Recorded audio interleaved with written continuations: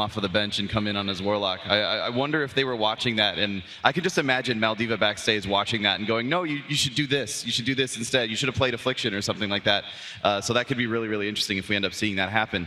But let's start talking about the next series that we're about to see, because I'm super excited for this next one. We're going to see Panda Global going up against our reigning BlizzCon champions, Method Triforce. Chuck, how do you feel about this matchup going in here? Panda Global's a team that we've seen them be a little bit shaky, but they keep coming back somehow. I think Panda Global has definitely been one of the biggest underdogs of this entire tournament. They're in a situation right now that they probably should not be in. They've gone so much further than not only I've expected, but talking to them a little bit, I don't actually think they've expected to go this far. And that's not because they count themselves out. They just know how strong the opposition is. So honestly, being in their shoes right now, I don't want to see Method Triforce. They have not dropped a single map in this tournament. I don't know what they're going to do into such a powerful Thunder. We saw them beat Rockets playing that Thunder. Is Method Triforce going to say, hey, we're going to do the same thing, except we're going to do it better? We're going to have to see here on the BlizzCon stage. But Method Triforce looking hot, and I'm definitely going to have to say they're probably going to take this one. Yeah, and we know from talking to Method Triforce earlier that they were saying that Rockets Eclipse was the team that they were the most afraid of in this entire tournament. And then Panda Global eliminated Rockets Eclipse in order to get there into the semifinals. So there's kind of two sides to that. On the one hand, Method Triforce is now like, okay, cool, we don't have to fight the toughest team in the tournament for us. But then on the other hand, we have to fight the team that beat the toughest team in the tournament for us. Jared, what do you think their thoughts are going to be going into this? What's their strategy probably going to be here? I don't know. I'm going to have to say that I think Method Triforce going into this is probably still going to be very confident. Even though that Panda Global did take down Rockets, I still think that they have the championships under their belt. They, had a huge, I would say this year for them has been from beginning to end, they weren't doing very well in the qualifier cups. Once Blizzo was really online and able to play with them, they made things happen. They were able to make it to regionals. Kind of shaky start in EU regionals, but then they were able to come back. And then once you see that team on their A game and extremely confident, I don't think there's anyone in the world that can stop them. So I have a feeling they're pretty confident still going into this match. Yeah, they should definitely be feeling pretty confident going into this match. We want to know what you guys think as well. We're going to do another poll in the Twitch chat. If you would like to vote for, I don't know what MTR actually stands for. I guess that's Method Triforce. That one took me a second. Sometimes these hashtags, it's a little bit unusual. Hashtag MTR to vote for Method Triforce, and hashtag PG. Thankfully, that one's easy for Panda Global. Let us know what you think this next series is going to go by. And by the way, Sid, we haven't checked in with you yet. How do you feel about this next series going into it? I feel like Panda Global winning that last series was probably the biggest upset in any tournament this year. Rockets Eclipse were considered the only team that could maybe match Method Triforce, and then Panda Global were the team of just almost like misfit specs in this tournament coming together with their Death Knight Hunter, which when I was backstage and saw locked in the first game, I'm like, they don't know what they've got planned for this. Like, is this really going to work? And it happened to work for them. I feel like Rockets Eclipse made a couple of mistakes. There was some nice plays from RubCub. The Capacitor Totem secured the kill on Leanne, but Capacitor Totem can be killed. You have an Elemental Shaman who can easily get rid of that. So if Jamie had killed that off, Leanne would not have died. In that game, probably would have gone in favor of Rockets Eclipse. Hey, I will say, you never want to count out DK Hunter in BlizzCon tournaments. Oh, yeah. That happened many years ago. Jung Yup's team came out of nowhere. Everyone was counting those Koreans out, and they pretty much swept the tournament. So, maybe this is the secret comp. Maybe on stage, this is just the thing that makes magic happen here in Anaheim.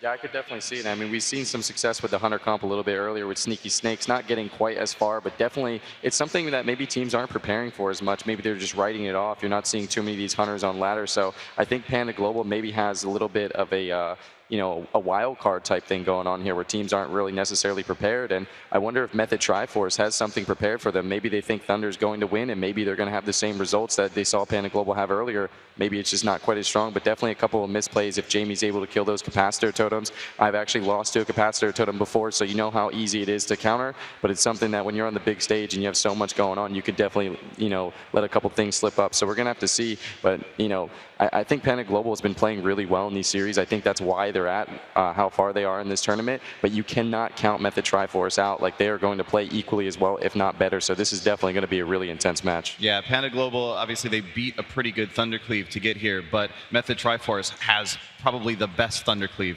available to them right now. So we'll find that out here pretty soon. We're going to take a quick look at the brackets just to catch everybody up on exactly where the tournament standings are at this point, so we can just give you guys a little bit of a rundown of exactly how things have gone. We'll get that graphic up on the screen here for a second in just a second for you guys. There we go. So now we can see moving on to the semifinals. The next match we're going to see, we've been talking about it already. It's going to be Method Triforce versus Panda Global, and then down in the second semifinal, it's going to be ABC, who just beat Splice in a 3-0 victory, and they will be going up against Method Synergy.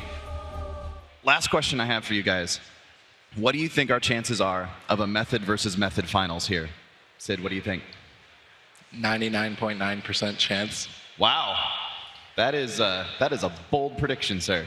But Panda Global are the 0.1%. Okay. So all right. If there is a chance, I think Panda Global are going to be the wild So what card. you're saying is ABC has no chance to beat Method Synergy when Method Synergy essentially has the same exact comps that Splice have. So, I mean, I don't know. I would not count ABC out. I think they've done a really great job so far this tournament. Although they do have very similar comps to Splice, they have a really different play styles. So it's going to be something that maybe is going to throw ABC off a little bit. But you know that ABC is expecting this now. They expect this aggressive play from Colo. So you better, you better be prepared for them to be prepared. So maybe they have to, go a couple steps ahead with the mind games and maybe not play nearly aggressive, and it'll throw a couple talent choices off, maybe not even go with the comps, I think. So there's a lot on the line here for Method Synergy. I think they definitely know what ABC is going to play at this point, so it's just kind of in their hands. Absolutely. Well, we're going to find out here how this next series is going to play out here very, very shortly. We're going to take a real quick break, but we will be right back. You're not going to want to miss this one. It's going to be Method Triforce going up against Panda Global. Stick around.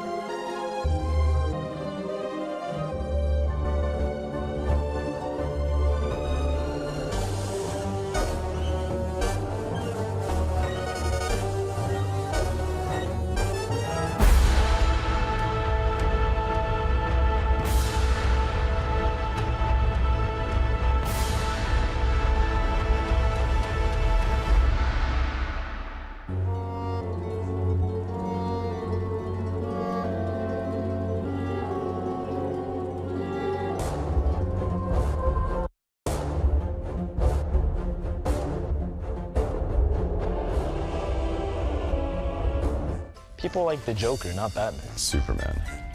X-ray vision. Batman. Superman. Superman. It's about that hair. Ooh, Superman. Batman. Batman. I think Wonder Woman. I would not answer that. I don't know, I guess I'd rather be Batman. Batman. Superman, because he could fly. That'd be pretty hype. He can do everything. Superman? He doesn't wear a mask.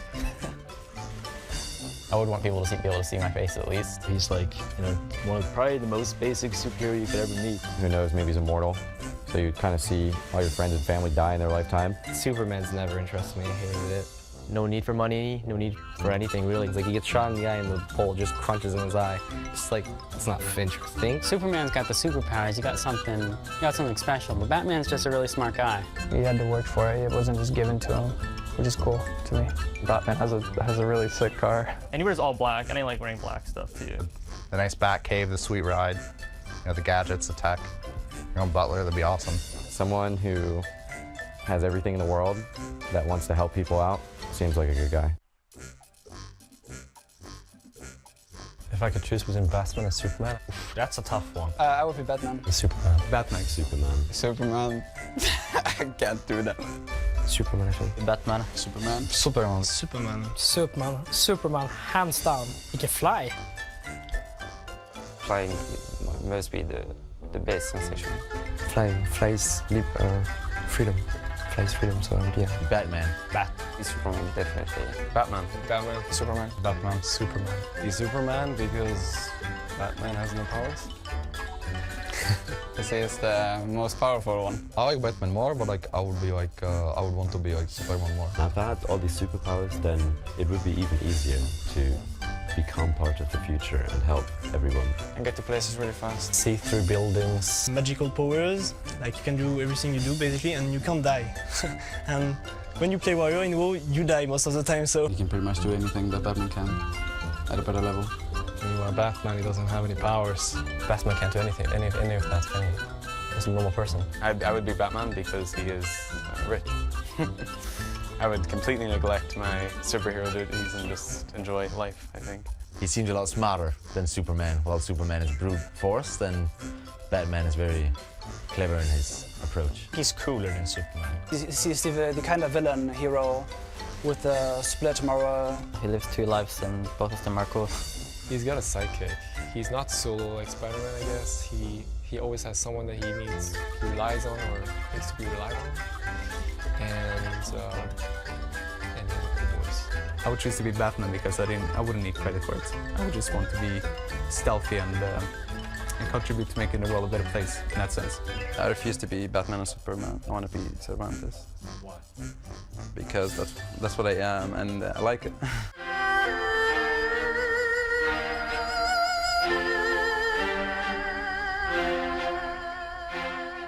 This year Regionals was quite different than other years because this year we weren't as motivated and Blizzard helped with this quite a lot. As a new member of our team, we brought some of that hype that we lost kind of because of like doing the same thing every year. So we actually didn't expect to win, but for some reason I feel like every single team played worse and we just played like we always play.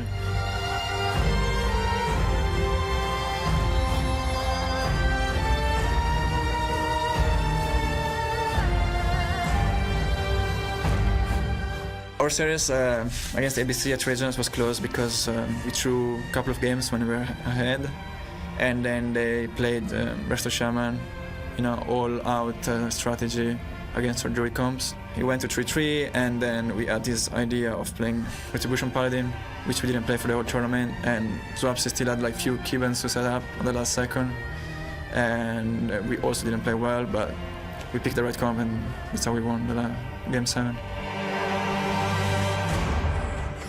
If I had to face ABC again, my message would be to not be cocky before the series, because that can backfire like it did at Regionals. Well, I have to say, I think we prepare for BlizzCon more than we prepare for Regionals for sure, especially because there was like less time, so it was like more worth to put time now because it's BlizzCon. Well, Warrior's been good for the entire Legion, and he was good in WoD, and Blizz is for sure the best Warrior in Europe for the past 2 years. I feel like, especially this year, all comps are around him since Caps. So yeah, it's bringing like a lot of experience in the class. Yeah, we wouldn't be here if it was for Blizzard, for sure. Or maybe we would, but who knows.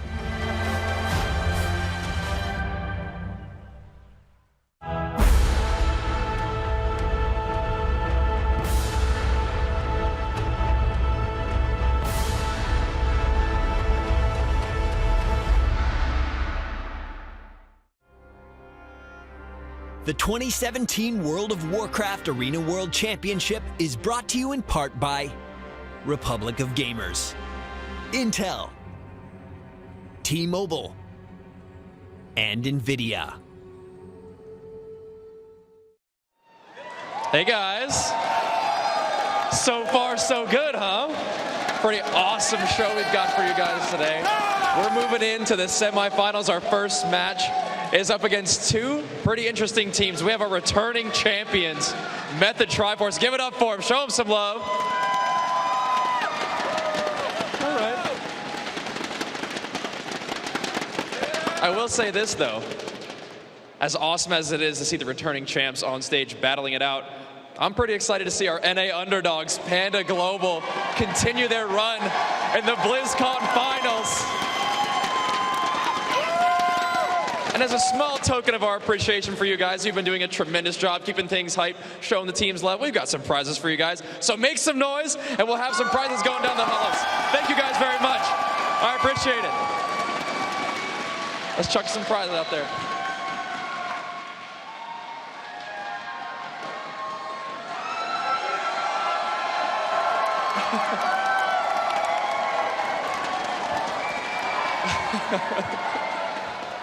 All right, thank you guys so much. Keep up the great work and enjoy the show.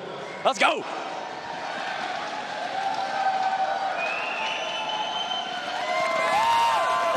I'm not sure who approved Bajira throwing those out with those giant arms. That could have been a little bit dangerous. I hope everyone in the audience is okay. Now back to the desk. My name is Rich. I'm going to be your host up here, and I am joined by Vihel and Supatis to cast all the action, and we got Zico with all the analysis. Now this match, there is no question here that we have an underdog going against a Goliath. The question is, how long can this Cinderella story go on? Zico, Panda Global, what do they have to do to be able to cut down the reigning BlizzCon champions? I want to see more of their Hunter Death Knight Shaman composition. I feel like in Europe that's a very unpopular thing to play. I'm not sure in NA if other teams run that, but in Europe I've almost never seen that. So I think that method would have a lack of experience playing against that composition, and I think that that could be maybe one win condition moving forward for Panda Global. So one of the things that we actually did here, a few seconds ago, we heard a few words coming out from Fabs, and he said he wanted to make sure that when he goes into these matches, the team isn't cocky. I will say, behind stage, when they actually found out that they were going to be playing against Panda Global, they saw that last series go down. They seemed to be pretty excited about it. I think that they thought Rockets Esport was going to be a tougher matchup for them. It was pretty crazy that they ended up on that portion of the bracket after they did go down to that reverse sweep to Method Synergy. Now all of a sudden we see a bracket where we assumed Rockets Esports would be playing against Method in the semifinals. All of a sudden Panda Global gets that upset going. Now they find themselves here. What is it about Method? I think the main thing that we have to think about is the fact that they're playing Thunder right now. Like, this is the composition that they've been able to play so many times. Vihel, how do you think that actually goes into our boys over on Panda Global? I mean, Panda Global was able to take down a very successful Thunder. Unfortunately, it wasn't Method Triforce's Thunder. But coming off of that victory, it definitely came right down to the last moment, which, yes, they did beat it. They didn't beat it by very much. And then now that they have Method Triforce to face off against, I mean, Panda Global really needs to meld together. We saw some few shaky plays here and there throughout that series, since it did come down right to the wire. So we're going to take a look, and we're going to have a little bit of a surprise. Now on the left side, we are going to see Blizzo playing that Arms Warrior with Swapsy on that Elemental Shaman with Botar healing it for Method Triforce. Top right, however, look at that. Rosita Jones is going to be playing that Demon Hunter. Yeah, all in respect for Demon Hunter. All right.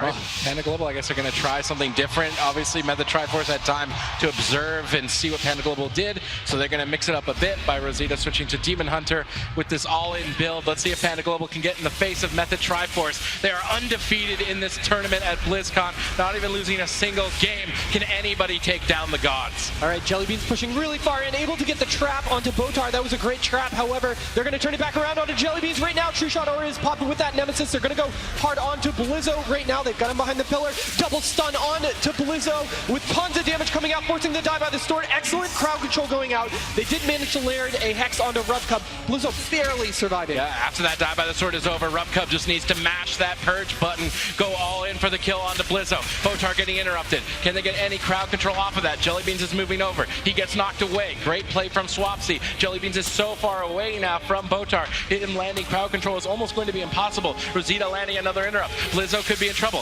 Botar blinks in. He goes for the bash to try and reverse this. Rosita is dipping low. Can Method Triforce find the kill? Now the full trap is landed though. Rubcub gets Hex at the exact same time. Perfect play from Swapsy. That Hex is the only thing that kept Blizzo alive at this moment, but they followed up with another burst stage shot. Do they have more crowd control? They need a stun. Can Rosita get over there in time?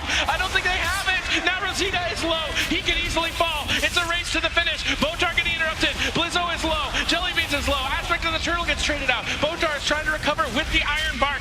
Now a stun onto Botar. Jellybeans needs to follow this up with a full trap, but I don't think it is available. Now they need the damage. They need the purges. Panda Global have to go all in to get this cow. Capped on at last. And Panda Global take down the gods in game 1.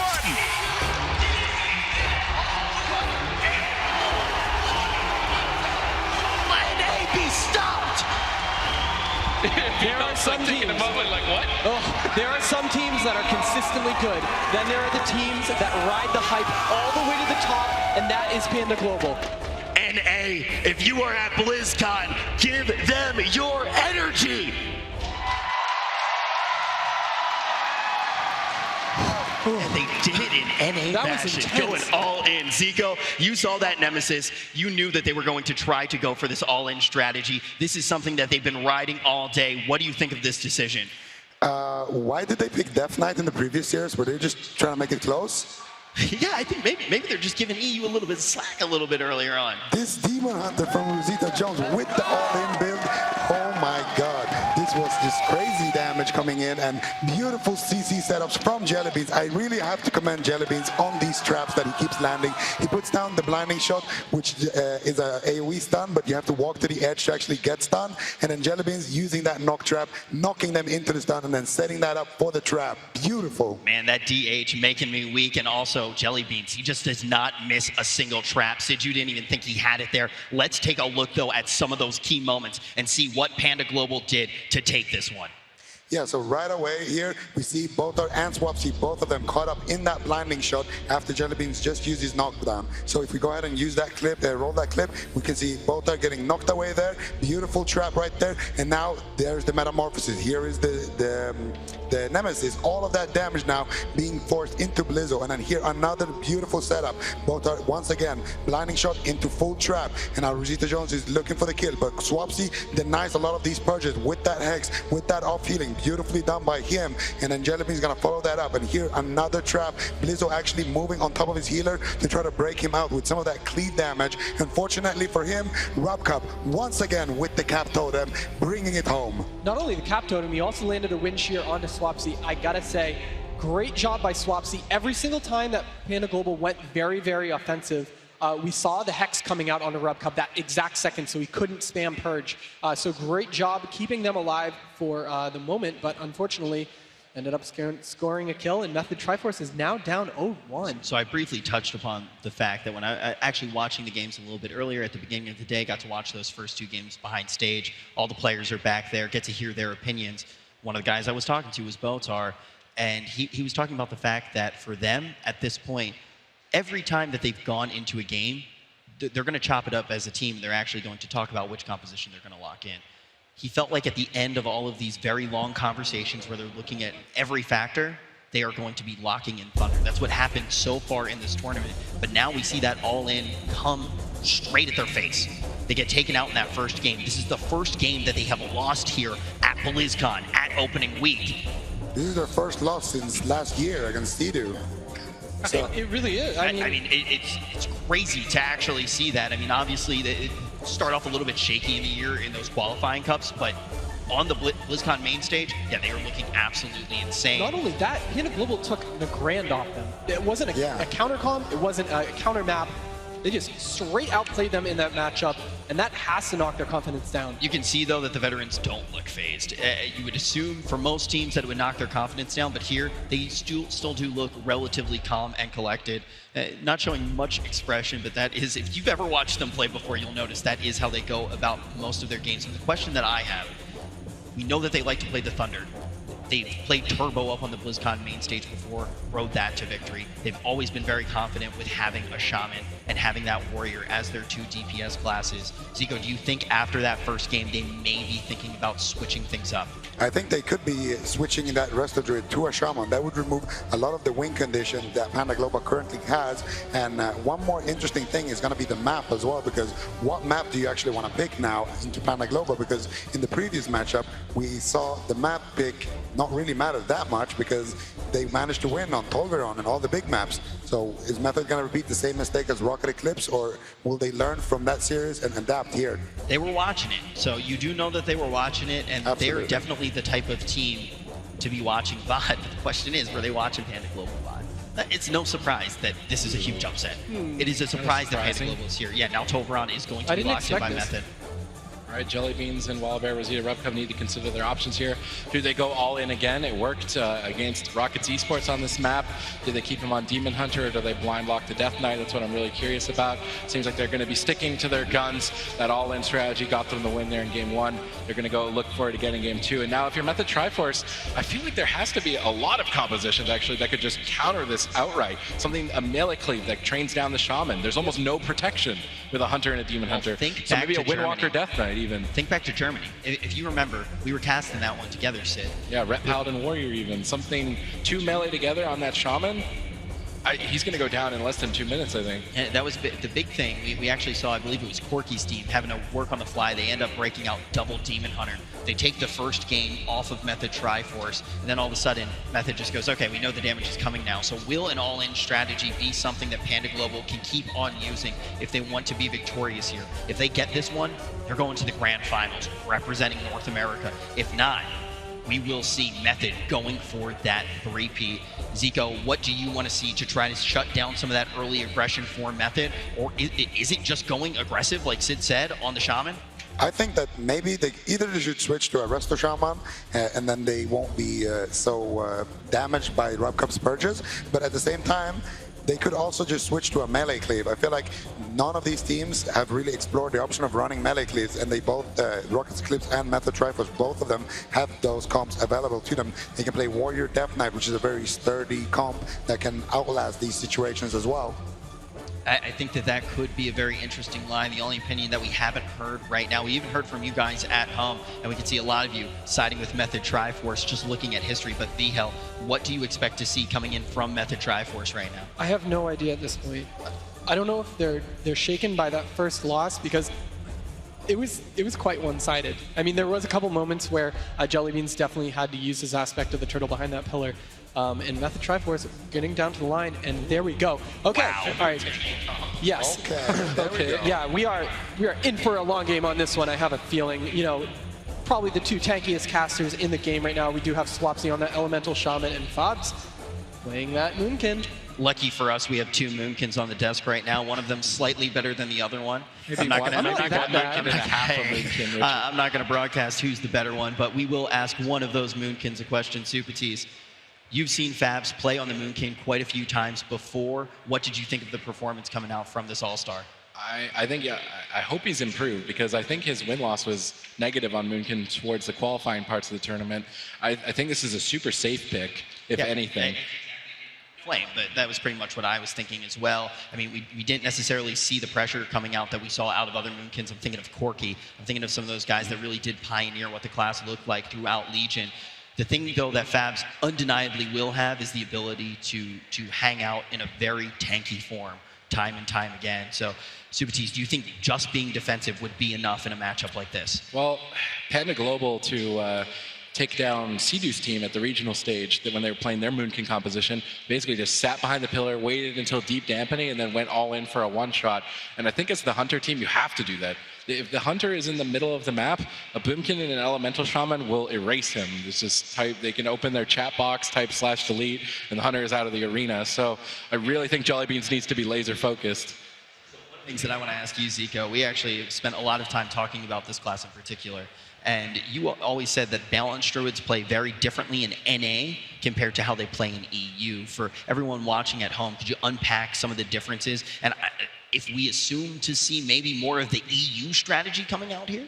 Yeah, I definitely think that the strategy coming out of Method is going to be to survive, to outlast. We want to see them just staying back, cloning, and depending on what Panda Global decides to do, if they go for a split strategy, that could be very tough to deal with, and the game could actually even go in Panda Global's favor in dampening. So it's very hard to call beforehand without knowing what Panda Global is going to be doing.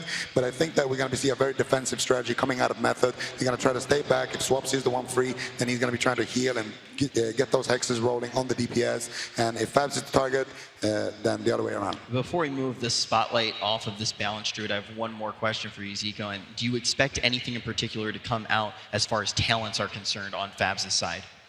So the biggest question is he going to be running Bash or is he going to be running Solar Beam and Mass Root? Because if you have Mass Root Solar Beam, you get those CC chains, which is typically a pretty offensive option. But if you have that Bash, especially in a composition like double Shaman Moonkin, you don't have that many stuns. So the Bash could definitely be very key. You can stun up Jelly Beans when he's pushing in for those traps. So we'll have to wait and see, I guess. I love what Rosita Jones is doing here. So basically, Demon Hunters have, let's say, 3 builds, but more so 2.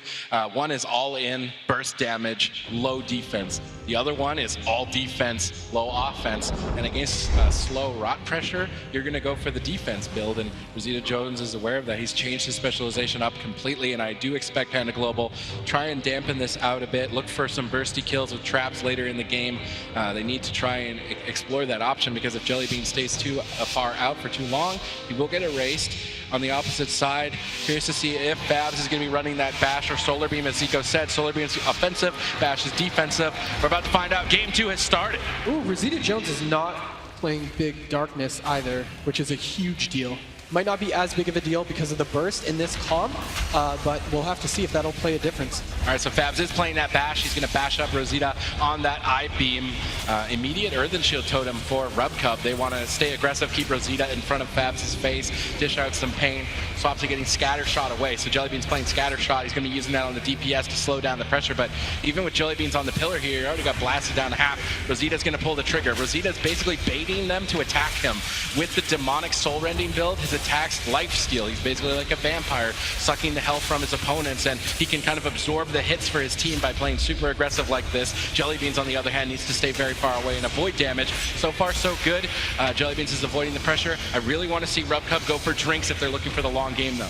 Yeah, and Rosita Jones is just constantly going to be using that I-Beam so he can get into Metamorphosis, so he is going to leech, like you said. Swapsy pushing up. Look at this. Jellybeans just gets constantly, every time he pokes out just for a second, into line of sight, he's constantly going to be hit by both that Moonkin and that Elemental Shaman.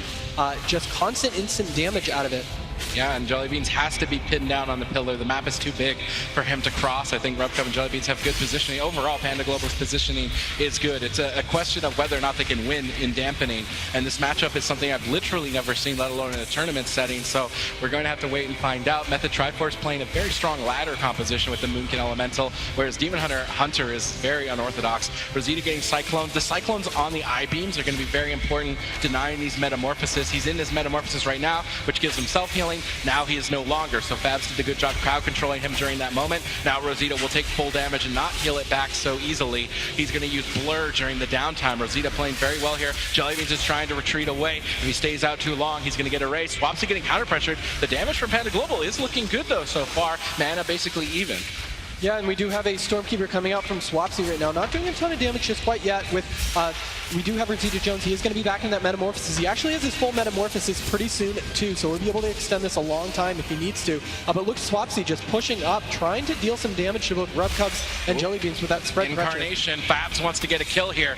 Is Rosita ready for it? He's going to pop Metamorphosis. Swap back to Swapsy. Swapsy jumps away. Rosita in hot pursuit, imprisoning the healer, trying to swap off that Earth Shield as much as possible, get as much burst out, and that Solitude talent is getting Rosita a ton of more pressure. He basically has to carry the team. He's the only one that can go toe-to-toe against these wizards, and with that Solitude, it's boosting his pressure. Fabs getting a nice Cyclone on that Metamorphosis, and you're constantly looking for that. Can Fabs land these Cyclones during Metamorphosis? Jellybean's now getting bursted. He's even on the pillar, and he's just getting deleted, so Jellybeans is hiding for his life and really relying on Rosita.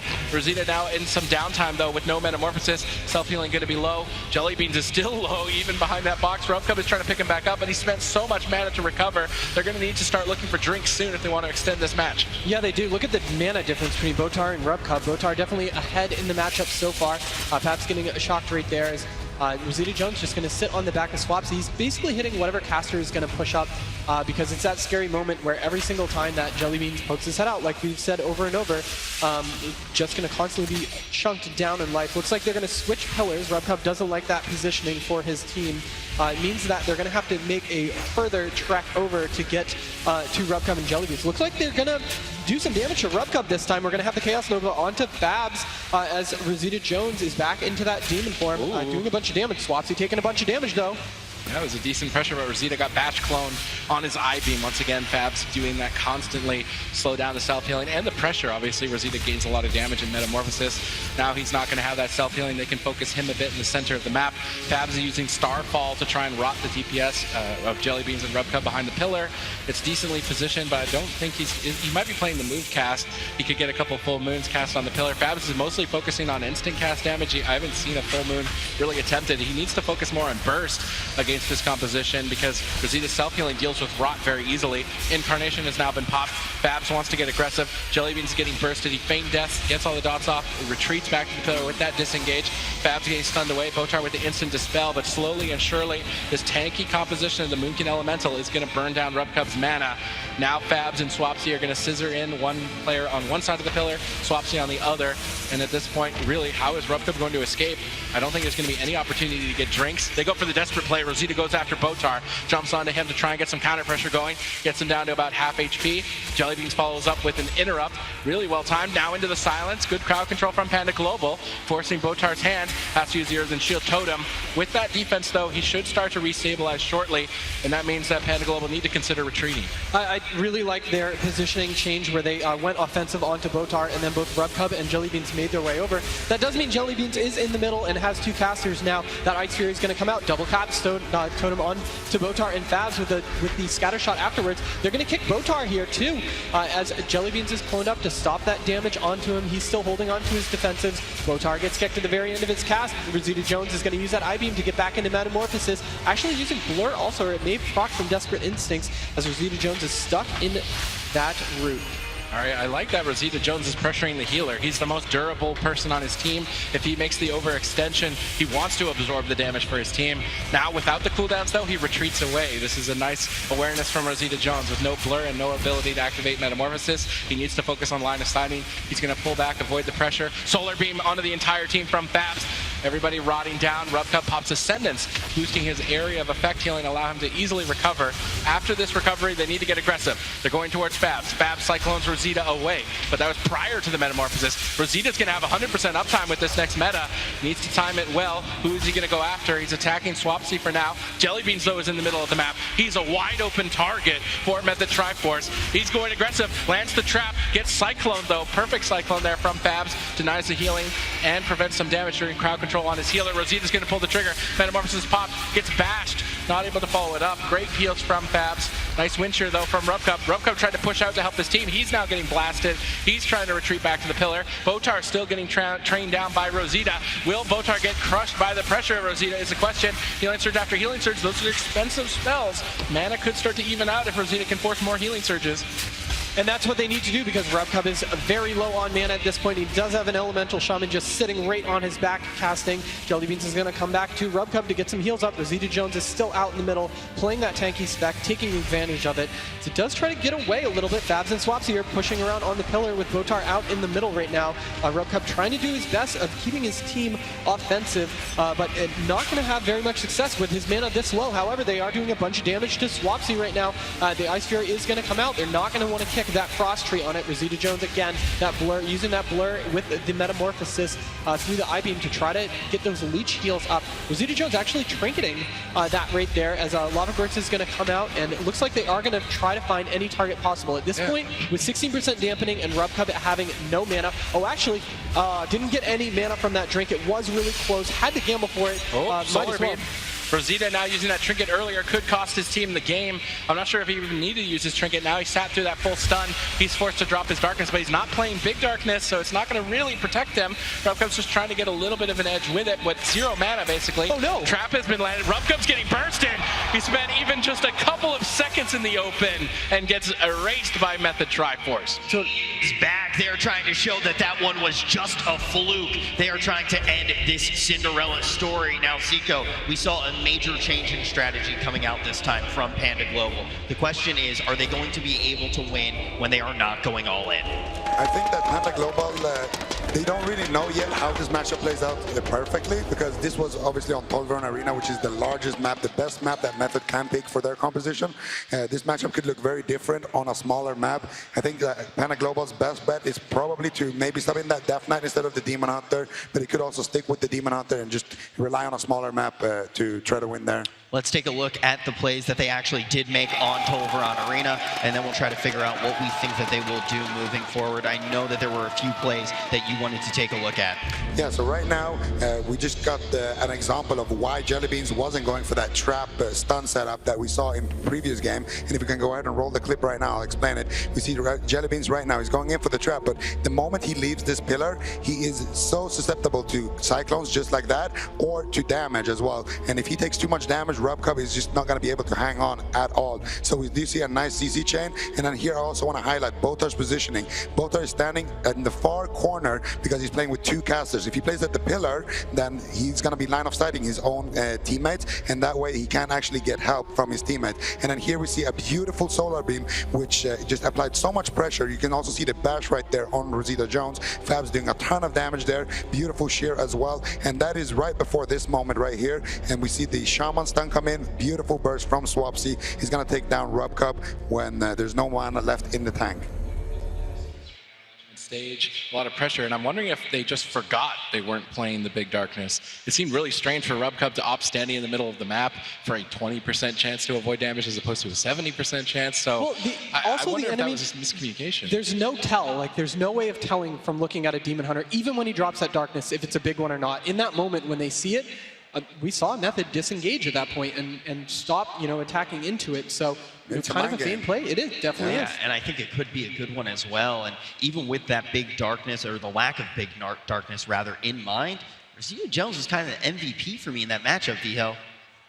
Yeah, I mean, he was, for his team, definitely. I 100% agree. He really was keeping his team offensive because, like we saw, every time that Jelly Beam poked his head out from behind that pillar, he was down to half health instantly.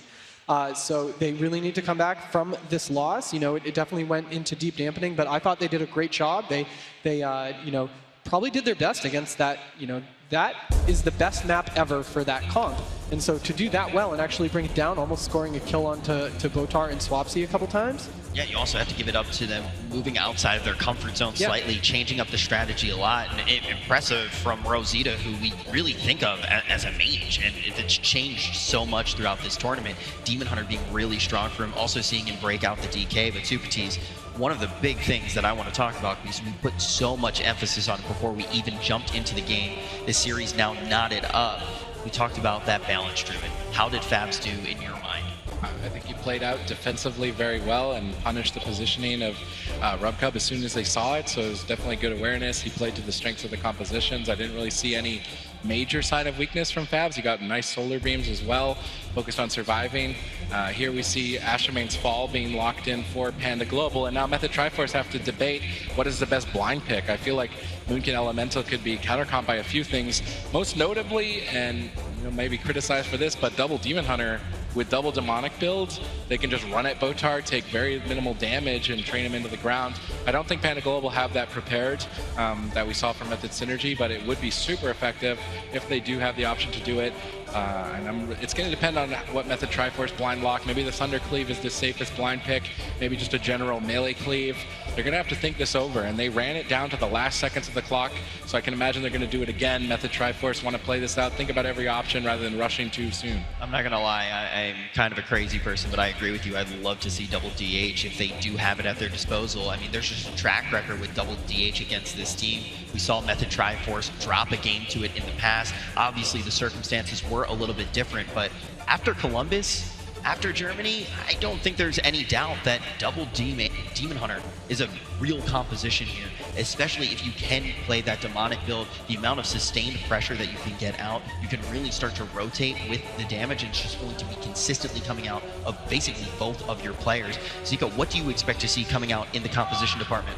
I mean, double Demon Hunter is good for several reasons, but the main thing I'm looking at right now is that since Method Triforce actually have to lock in their composition first, I'm wondering, are they going to go with the Shaman or are they going to go with the Druid composition? And if they go with the Shaman, Panda Global could actually switch the entire series on his head and bring out Rubcub's Druid, and that could be very interesting because then all of a sudden, Method Triforce has to play aggressive, which is something we haven't really seen them do so far in this tournament. They've kind of been relying on going late in the matches, taking it to damp happening and then relying on Botar's Resto Druid to try to win the game. And they are going to go ahead and lock in the same composition as in the previous game. Ashman's Fall, a phenomenal map for that as well. So now it's the ball is in Panda Global's court. I will actually say that when you look at both of the Method teams that are still in the tournament, Method Triforce and Method Synergy seem to be opposite teams in that regard. Method Triforce wants to play their defensive game. They want to find the weakness. They want to wait for the other team to make their mistake and then try to actually jump in and make their plays. But Method Synergy, on the other hand, wants to force the other team's hand to try to create mistakes. So it's interesting to see these two teams play out the game in a very different way. And now we will see Method Triforce maybe trying to go for this slower composition. You can see that they're on Ashman's Fall, but it's going to be Panda Global now sticking to their guns. How do you think this will play out on Ashman's Fall? We've already gotten a taste of this. Honestly, I'm very surprised that they picked Ashman's Fall. I would have liked to see Panda Global pick a very small map like Ruins, like Dalaran, you know. We saw that in the previous years, and that was working out great for them. Ashman's Fall is basically what I would expect Method to actually pick. Yeah, I kind of feel it a similar way, but I will say one of the things that you touched upon was the idea of maybe Rubcub jumping in on the Druid. Sid, how do you think that would be? I've noticed there have been a few times that Rubcub throughout this tournament has been caught out of form, and that's been happening to a lot of the North American Druids that we have seen. So I almost like seeing him on this healer, Sid. I mean, Druid Healer against Elemental Shaman can be really difficult since the Elemental Shaman damage is a little bit unpredictable, happens more consistently, so you're using your Iron Bark at different timings than you would against other specializations. I don't think the Druid would be the best choice for Rubcub.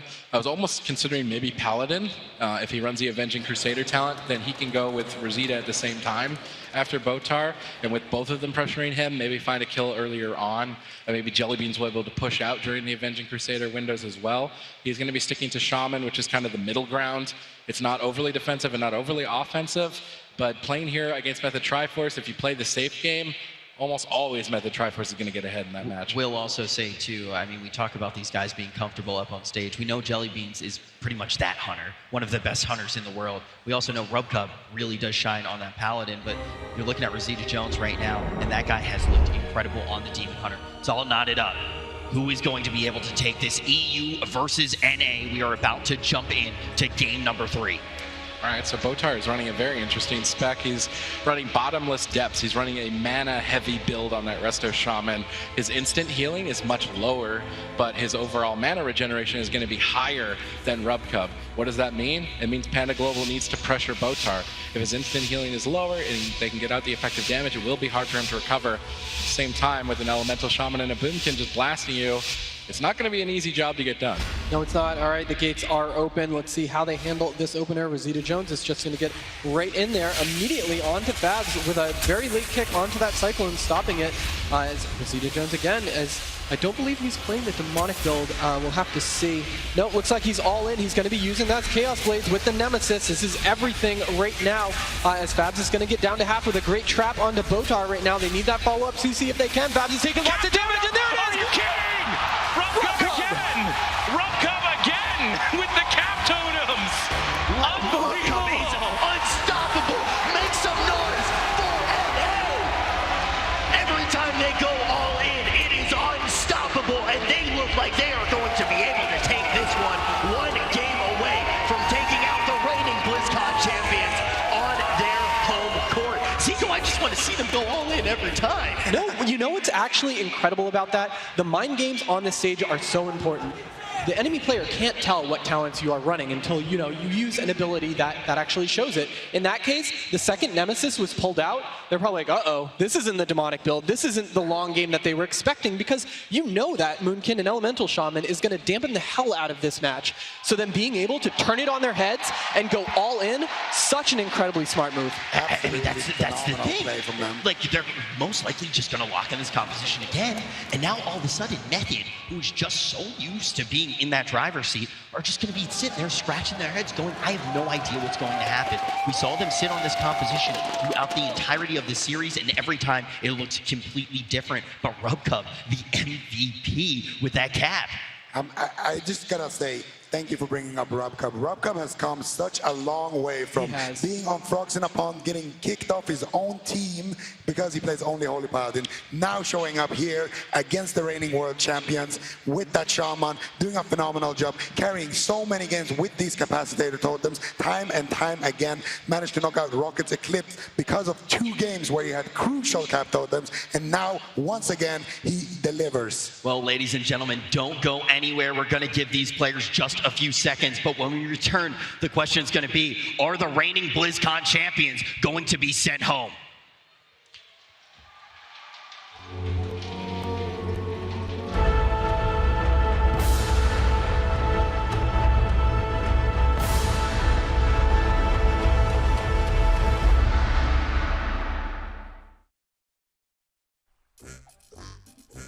I would have to say chicken and pasta. Clams and spaghetti. Chicken parmesan.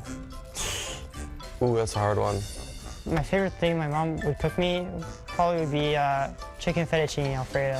Whenever she makes enchiladas, I love that. Honestly, when I go home, it's definitely gotta be pho, like the Vietnamese soup. She makes the best mom spaghetti. She's meatballs, ground beef. Oh, it's just so good. So I don't know her recipe though.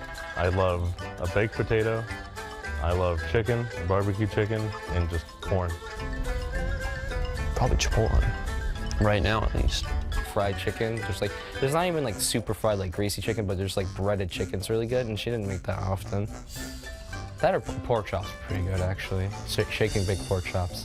Absolutely the best, actually. My dad makes like the best hamburgers. My mom makes an incredible pasta bake. It's delicious, absolutely insane. Mom, if you're watching this, if you make it, I'll come over.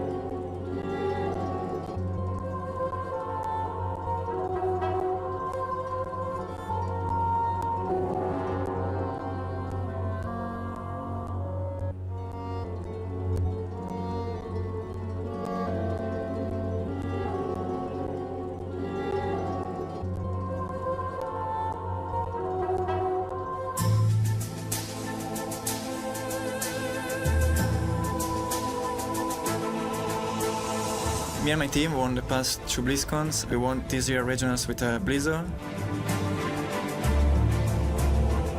I feel like, as I said, is bringing like new motivation to the team, because after winning BlizzCon for 2 years, it's hard to keep the same motivation.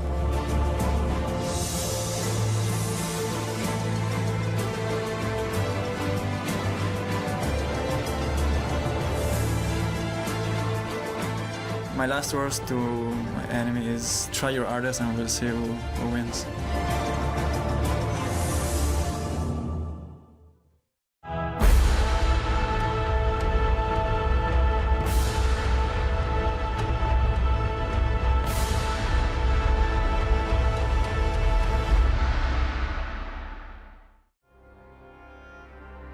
The 2017 World of Warcraft Arena World Championship is brought to you in part by Republic of Gamers, Intel, T-Mobile, and NVIDIA. Everybody take a deep breath, because you may have just walked in on history in the making on this BlizzCon stage. My name is Rich Campbell. I'm going to be your host, and I am joined by Vihel, Supatees, and Zico. Yeah, don't feel bad about it. Make some noise for North America, because they are just one game away from being able to take this series home and move on to the grand final. The question is, Zico, do you think they could do it, my EU brethren? If you asked me this morning, I would have said, I don't think they're even going to be in the semi. But now, watching them, bringing out this Demon Hunter composition, I really don't know if I can say, no, I don't think Panda Global will make it. I think Panda Global is just going to maybe take it 3-1. Who knows? What can Method actually do? We saw them change their composition, and they lost with it on Asherman's. I mean, if you're just tuning in now, Method Triforce have been undefeated throughout this entire BlizzCon year up until this point. They're the 2-time reigning champions of the past 2 years at BlizzCon. And Panda Global, the underdogs, everybody was expecting them to already be out of the tournament at this point, are putting it to them with pure aggression. So if you haven't told your friends to come hang out here at the stage, the Warcraft stage, or you're at home and you haven't told your friends and family to tune into this, they are missing out on history in the making. Also, if you were one of the people who counted out RubCub all year long, I'm sure you're eating your words right now, because this man looks like a man possessed up on the stage, making play after play. And now we should be going here to Tiger's Peak. Oh, no. All right. Oh, no. Oh, it's demo, too. I think Method Triforce are No, shaken. they're doing it. They're shaken. This is a... I would have never expected them to go on with this composition. I would have almost assumed a melee cleave at least if they're going to switch off and try and out-aggro. Playing safe like this against the pressure that Panda Global is putting out, I don't know if it's going to work. That's the question. And Blizzo pretty much has been the MVP for this team this year. I will say the big difference, bringing them back from almost not even qualifying for regionals, just being really low on the point qualifications, going into regionals, and then having Blizzo, and then all of a sudden they were just rocketing their way up the point totals.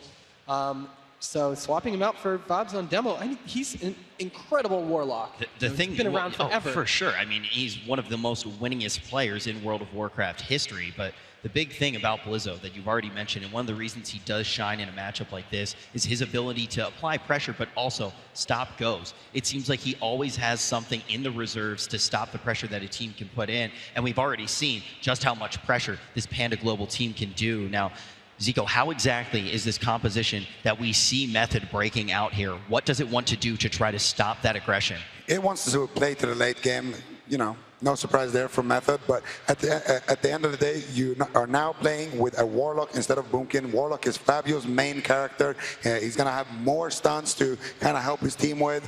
We saw a similar matchup played against Unitas, where the Warlock of Unitas was actually dropping those stuns on Jelly Beans during the traps, during the crucial moments to try to stop those crowd controls. So we're going to have to see if Fabio can kind of repeat that and replicate that a lot of times, because right now they're with their backs against the wall. Now we see a team that wants to be the aggressor, and I think that's going to be our boys from the NA. Who are they going to try to target here? The Supatees, who do you think that their kill target will be? Obviously, so much tanky action going on for Method. Is there one player that you want to see them try to sit on? I mean, the Demonology Warlock is probably the most obvious target. We saw against Unitas Black that they focused on killing the Demonology Warlock's pet, and basically the defense that the Warlock has is that he splits some of the damage he takes with his pet. So if you attack the pet and the Warlock, you're basically doubling your effectiveness. If you kill the pet off, he does not get that transfer of damage, and if they can get that strategy going, kill down the Felguard and focus down the Warlock, Fabio is not going to have an easy time. It's a difficult strategy, though, to pull off, especially when you will see some of that micromanagement coming out from one of the best Warlocks in the world. If he can't bring down that pet, it will actually see that Soul Link staying up. But if you can bring down the pet and manage to kick the resurrections that the Warlock will try to get out, trying to resummon that pet, it will be a whole lot of damage coming in for the Warlock. But everyone, give it up one more time. Panda Global, just one game away. Casters, do the honors, take this one away. All right, yeah, now Fabs is going to be playing an interesting spec. We've talked to a couple of the EU demo Warlocks, and sometimes they like playing Master Summoner that gets you those instant Dread Stalkers, but instead they have the stun potential with that Fel Lord, the Call Fel Lord, which is going to stun everyone around. That's going to pair very well with the AoE damage from that Elemental Shaman. The gates are going out. Looks like Rosita Jones might be going with that all-in spec again. We're going to have to see if he's going to go. The gateway is down right now. They're going to play the side gateway at this point. They're going to get immediately onto Fabs, which is exactly what we thought. Axe Ton Stoss onto Rubcup, followed up by wow, they went for the stun already, but Rubcup taking a bunch of damage right from the start as is going to try to get away as excellent wind gust with the interrupt afterwards. Rubcup down to half right now. Fabs also is down to half. All that all-in damage from Rosita Jones, just doing a ton of damage. The pressure on Rubcup is important. That way he has to heal himself rather than purge. Now they're crowd controlling him. They're going after Jellybeans, who is already down to half HP. Method Triforce are out for vengeance. You do not want to tickle this dragon.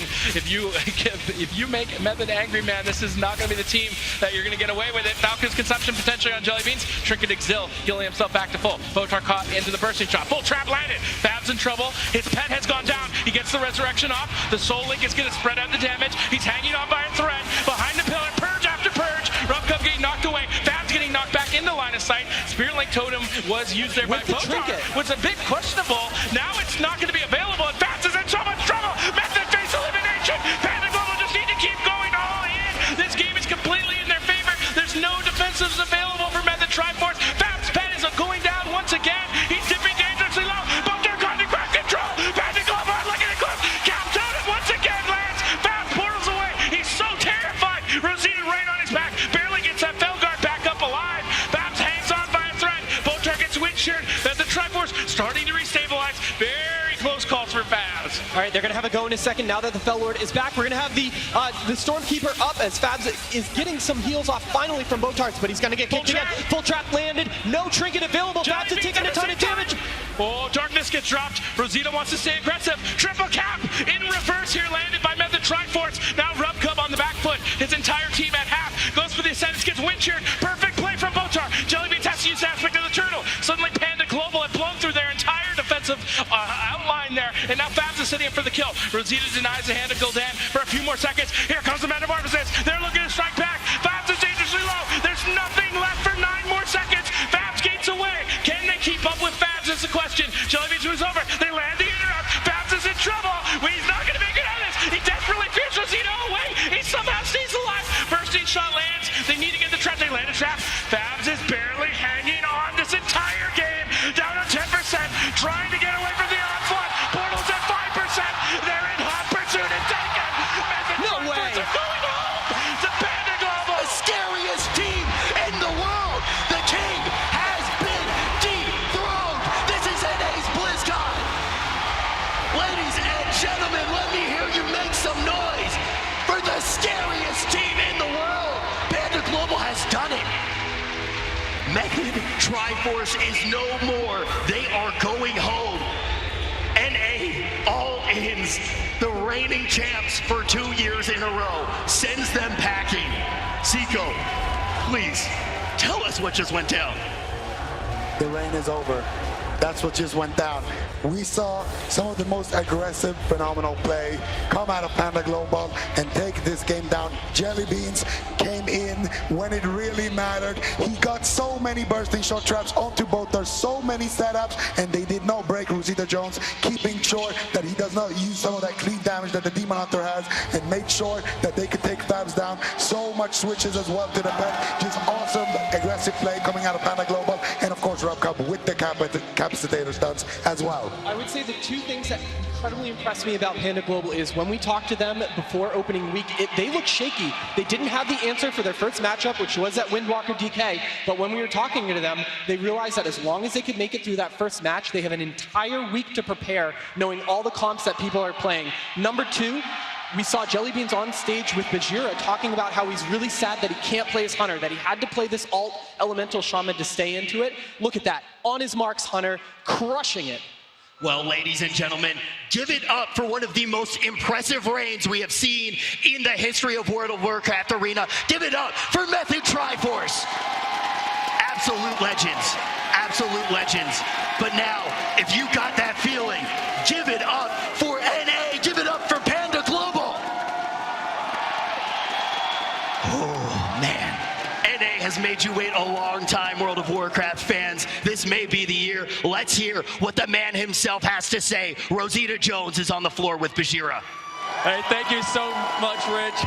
Oh my goodness, what just happened on this stage? Probably one of the most insane upsets I've ever seen in my 3 years being here at BlizzCon with World of Warcraft. So, let's put it in perspective. You guys pulled off probably, like I said, one of the most unexpected, come from behind underdog story victories we've ever seen. How did you guys just do that? Mongo. That's it. Run at a guy, attack him until he dies. Well, it worked. It worked. All right, so now that you guys have knocked off probably what was considered to be, the favorite team to win BlizzCon, what are your chances? We're gonna fucking win. Now,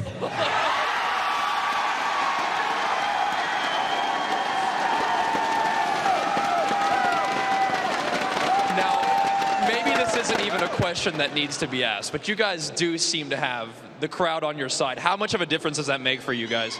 It feels so amazing. I've never had a feeling this in my entire life. Thank you all so much. I'm literally, this is the highlight of my life. Well, take your moment, enjoy. Thank you guys so much for showing our NA teams love. Let's throw it back to Rich and get the second semifinal game going. Let's go. Thank you so much, Bashir. It was so awesome to hear from Rosita Jones, right now a member of one of the scariest teams in the entire world. They will be waiting now in the grand final. He said run at the player until they die, right? Run at them. That's a good strat. You got that strat down? Yeah, you write that down? You write that down? I'm gonna try that one out, saving that for later when I actually do get home. But we have some business to do here. We have one more semifinal match, and then after that, the team that wins will be going to the grand final to face off against Panda Global. An NA team is in the grand final. This is so exciting, but we're going to jump to a quick break. When we return, we're going to see if NA can do it again in our semifinal match.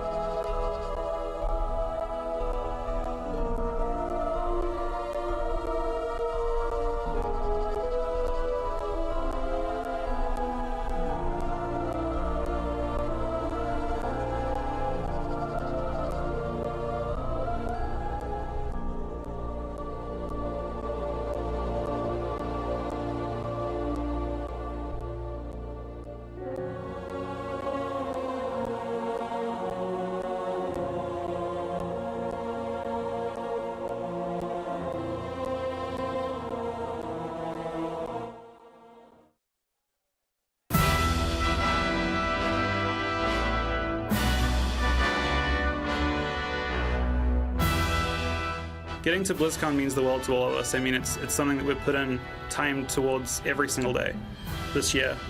We've played every cup, like we've practiced a ton for every single cup.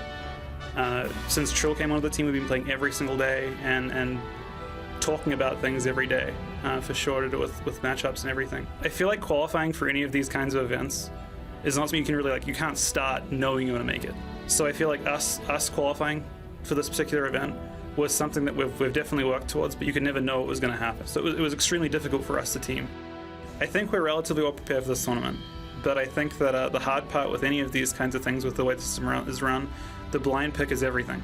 And so even like the best preparation in the world still has that one moment of like, did you pick right or wrong? And that can define so much. So I think we're prepared, but making the right choice is the hard part.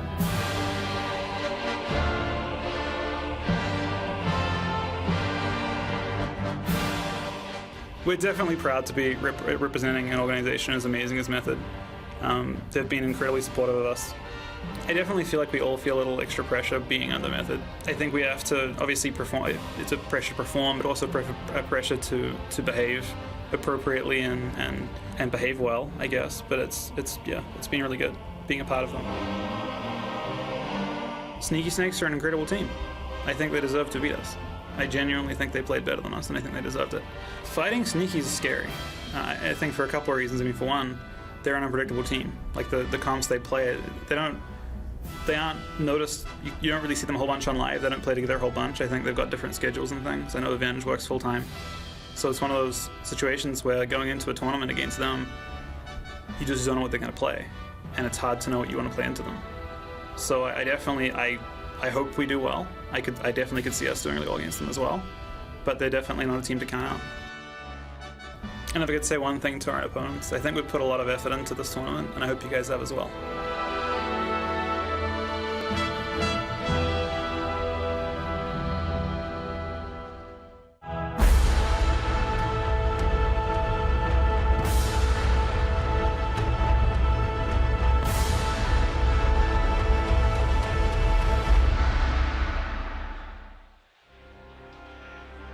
The 2017 World of Warcraft Arena World Championship is brought to you in part by Republic of Gamers, Intel, T-Mobile, and NVIDIA. It is down to the wire. It is Europe's last hope against Method's last hope. No matter what, history is going to be made here on the BlizzCon stage. Any of these players, it will be their first BlizzCon win. I could not be more excited to see how this all goes down. We are going to jump into this semifinal and then the grand final. My name is Rich Campbell, and I am joined on this desk by a bunch of beautiful faces. I got Venruki, Healing Stat, and Sidu. Sidu, how much North American pride are you filled with right now? I feel really, really good for Panda Global. Panda Global is definitely one of the biggest underdogs in this tournament, and they really brute forced their way into this finals. They had really, really difficult matchups, and honestly, I lost that North American Regionals. I lost that team. It definitely makes me feel not as bad when they're up on that main stage doing what I could not do last year. So it's a little unfinished business. I'm really happy for those guys. They're really, really great guys. I'm happy to see them in this finals, and I'm really excited to get into this next match. And you're no stranger to the other North American team that could make it to the grand final. It all comes down to this next match. We got Method Synergy. What do you think of this lineup? I know you're very close with Rich. Well, what we saw earlier was Splice actually lost to ABC, and they play very, very similar comps to Synergy, but they play them in such a different way that I think Synergy still has a really good shot. I think when I was talking to Method Synergy, I was getting the vibe that they actually wanted ABC to win, so maybe the stars are kind of aligning because they took Panda Global out in the North American Regional, so maybe it's just set up. It is destined for Mez to win his last chance from what we've been hearing, so I'm really excited to get into these games. ABC's looking really, really good, but we're going to have to see if Synergy can best them. I know a lot of the people on the desk, though, do know sometimes your last chance isn't really your last chance. So maybe we will see Mez come back, but this is a big, big shot for him, and definitely excited to see what they can do. What do you think, Venruki, going into this matchup? How do you think these two teams will line up against each other? Well, it's kind of like Sidu said, Method Synergy, they're pretty happy that ABC did win their matchup against Splice. Although Splice does play very similar compositions, like Chuck was saying, Method Synergy plays it in such different ways. They've been playing super aggressive in this tournament so far. We'll have to see if ABC can play a solid defense. If they cannot, I think Method Synergy should be able to run them down. Well, the time for guessing is over. Let's see what these teams have. It's time for ABC versus Method Synergy. Let's not forget, Europe is not out of this competition just yet. ABC was one of our strongest contenders. Gamescom, they took Method to Game 7, and they have looked phenomenal on this Arcane Mage. I'm so happy to see Alec in this match. He has won 90% of his games on the BlizzCon stage this year. Yeah, he has been doing a phenomenal job throughout this entire tournament, but the gates are about to open.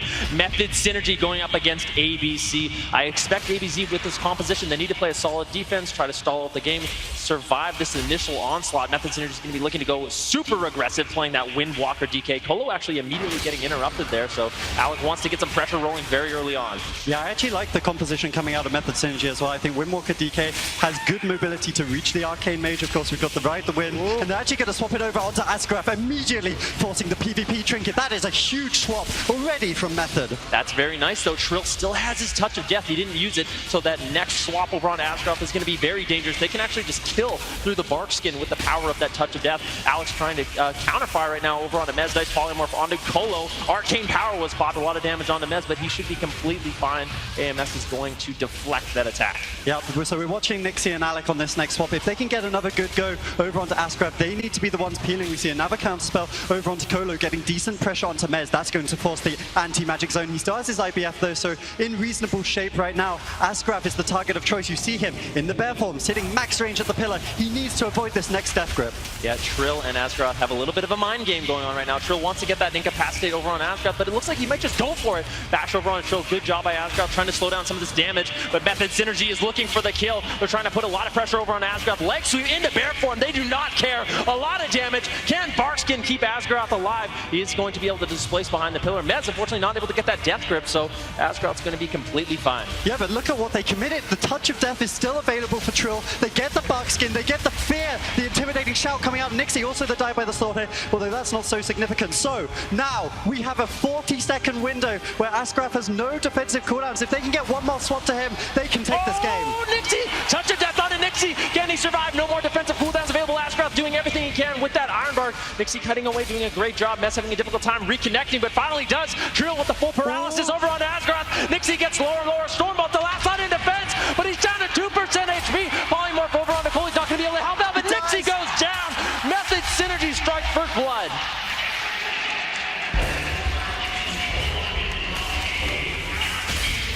And sturdy, and they're going to take that blind pick. Sidu, let's break it down play by play. I actually don't know if that blind pick was in favor of Synergy, but they had a game plan and they executed to it. I'm not sure if Warrior was the best melee for ABC. They could try the Assassination Rogue, they could try the Windwalker Monk, but Synergy just doing exactly what they wanted. They threw Asgroth off guard. They wanted to let him know that they were going to put the pressure on him. They immediately swap over onto Nixie, not letting him feel too comfortable. They're leaving Alec out of the situation, which is the biggest advantage for their composition. If he can't abuse that mobility, they're going to be in a world of hurt because Synergy's going to be connecting on to whoever they want. So great job by Synergy. Colo getting in there, making sure he's being aggressive, and then although they did a great job peeling, they weren't able to hang on, so Synergy takes game one. I want to know what everyone at home is thinking. If you think that NA can do it, be sure to vote in the Twitch chat. But if you think that EU can bring it back in this next game, go ahead and type that into Twitch chat. Either hashtag ABC for ABC or SYN for Method Synergy. We want to know what you think in Twitch chat, and we will show the results in just a few short seconds here. But Venruki, that Arcane Mage looked pretty hard to hit. I'm thinking about Mez in particular, just trying to reconnect. How difficult is it actually going to be to get pressure on an Arcane Mage? Well, the thing is, I mean, they don't need to pressure down the Arcane Mage. In that last game, they basically completely ignored him, putting a little damage, but mostly committing to the Restoration Druid as well as that Warrior. It worked out beautifully for them in that last game. ABC just couldn't hold on much longer. I mean, I really like what Colo is doing. He's doing an excellent job. Me and Sidu kind of talked about it, how he turns into like a third DPS for his team. At one point, when they decide to get aggressive, pull the trigger, he charges in, making sure he's landing those Earth Shocks, making sure he's spamming out those purges over and over, and it becomes very difficult for a Restoration Druid to handle. Now, I've been living off the energy here, and I've definitely been on that NA bandwagon, but when I actually was sitting down and trying to decide which teams I thought could take it, ABC was definitely in the running. This is one of the most impressive teams that we've seen throughout the entire season. And on top of that, they said to us, Sneaky Snakes were one of their hardest competition.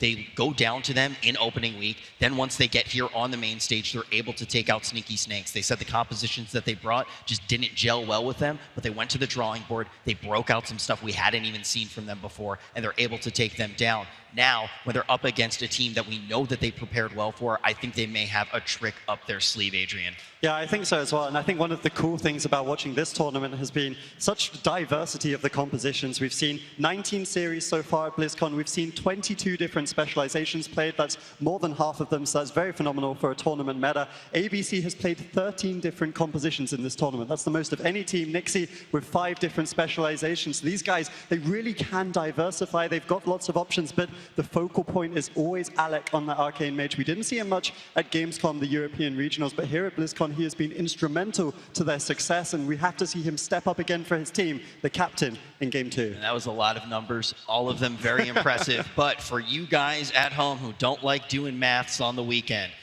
all of those numbers equal one thing, and it's that Alec is an absolute genius. Yep. This guy is just a mastermind sitting there making those compositions. You talk about him coming up big, Adrian, with plays for the team, but he also comes up big in the leadership department, really helping them work out these compositions. I saw them last night, actually, when we were walking over to dinner, and the way that they work as a team is just a beautiful thing, and I'm very confident in them. But Method Synergy, no one to be messed with, and now they lead by 1. Yep, it does look like ABC. They're going to be locking in Tiger's Peak. Method Synergy opting to change their composition, keeping ABC guessing. I really like this decision coming in from them. They have so many different cleave setups they can run. Mez now going to be switching from that Death Knight to that Demon Hunter. And honestly, a lot of people don't know this about Mez, but he has primarily been playing that Demon Hunter this expansion. He is phenomenal on it. He's looked great so far. And I think this is a very smart choice by them, switching it up. That's the other thing when you actually look at ABC as well. We talk about them being multi-compers, but Method Synergy is very similar in that regard. These teams are both teams that they want to counter comp as much as they can, but Mez was one of the innovators as well to come up with that double Demon Hunter and really make it look very strong. They're also very good at adapting to what other teams do and using it against them. And now, Sidu, we have seen both of these compositions come in from our teams. How do you think this one actually plays out? Well, we saw this matchup play out a little bit earlier. I believe this is the exact matchup that Splice actually ran into ABC, and ABC was able to take every single game. So we're going to have to see if Synergy is going to be able to play it differently from Splice. And I think the biggest thing is that Synergy is just going to be super aggressive. And maybe they're going to try and go on the Resto Druid. I thought that could be one of the win conditions that Splice had. They didn't opt to go for that strategy. They played a lot more defensive, ended up losing and dampening almost every single game until they changed their comp. So obviously Synergy's been playing really aggressive. Cola wants to be a part of this. As Ben said earlier, he turns into that third DPS. They lock into their target and they go for that kill. So we're going to have to see what tricks they have up their sleeves because they know this is a bad matchup for them. You're looking right now at Alec. We already highlighted just how much of a mastermind and how important he's going to be in this matchup. But before that, you had Trill on your screen from Method. This man is an absolute cold-blooded monster. We saw yesterday him in the 1v1 against Cervantes, clutches up after a reverse sweep, able to take it for this team. We know that they can operate very well from behind. Let's see how they can do when they're out in front. It's ABC versus Method Synergy, game number 2. And one of the things I really like is that Mez, in the same way we saw in the last series, is going to be running that full burst aggression spec with all of the offensive cooldowns. So watch to see when he pops those. He's going to probably try get a big swap over onto Asgraf or Nixie, I would imagine, due to the slipperiness of Alex, so we definitely want to be watching Mez in this game at the start to see if he can get pressure for his team. Yeah, Method Synergy had this all planned out. They're looking for an all-in with that Nemesis and that Chaos Blade. The gates to open. We'll have to see Method Synergy. Are they just going to charge in, get super aggro right away? Alec opting not to go for that invisibility. It's going to be building up damage on that Arcane Mage right now. Asgraf out of stealth is going to be tossing out some pots to try to preload his team with some healing. Yep, and one of the big differences, as we were saying on the desk prior to this game, is Colo compared to Novos. Colo is much more lenient when it comes to healing, basically. He wants to be more aggressive in the game, and that's something that ABC wants to shut down. You can see early pressure onto Colo is going to deny any aggression. Now, the swap from Mez, he's popping all of his offensive cooldowns onto Asgraf, going to force the trinket. Alec and Nixie both committed so much and really didn't get anything from Colo there. Colo managing to just tank through a lot of that damage. Chaos Blaze and Nemesis have been popped. Asgroth taking quite a bit of damage right now, but he manages to escape behind the pillar. Mez able to reconnect. Full kidney shot over on Colo. This could be his trinket easily as the arcane missiles do connect from Alec. Colo's just going to be popping that Ascendance. Darkness was used by Mez as well. That protective spell that the Demon Hunter has, that's going to keep Colo alive for a little bit longer. Yeah, I actually like this opener from ABC. I mean, they forced a fair few cooldowns. We see the Darkness, a lot of those increased healings. Just the Spirit Link and Trinket really left over for Colo right now. And also the fact that they're tunneling Colo means he's not able to get so aggressive. We see Incap now over onto Nixie. Colo wants to push up and attack Asgraf with his team. It's something we've seen from them time and time again, but they're denying it. We see Alec sheeping up Mez. He wants to get aggressive over onto Colo. He's getting a fair bit of damage out now. Forced out the Astral Shift. We need to see Method turn this around somehow. I'm worried for Nixie. Still doesn't have his trinket up for 10 seconds. That could definitely be an opening for Method Synergy, but Colo now caught into the kidney shot. Still has his trinket, still has Spirit Link, opting to trade out that Spirit Link. This is the leg sweep on a Nixie. No trinket for 2 seconds. Can they take them down? A lot of burst incoming, but that Iron Bar coming in from Asgard might be able to deflect. He's getting lower and lower. Evasion and Cloak of Shadows are going to be popped. Nixie trying to reconnect him to some damage and keep up that pressure onto Colo, but that was a very close call. Brave Nixie survives for now. Colo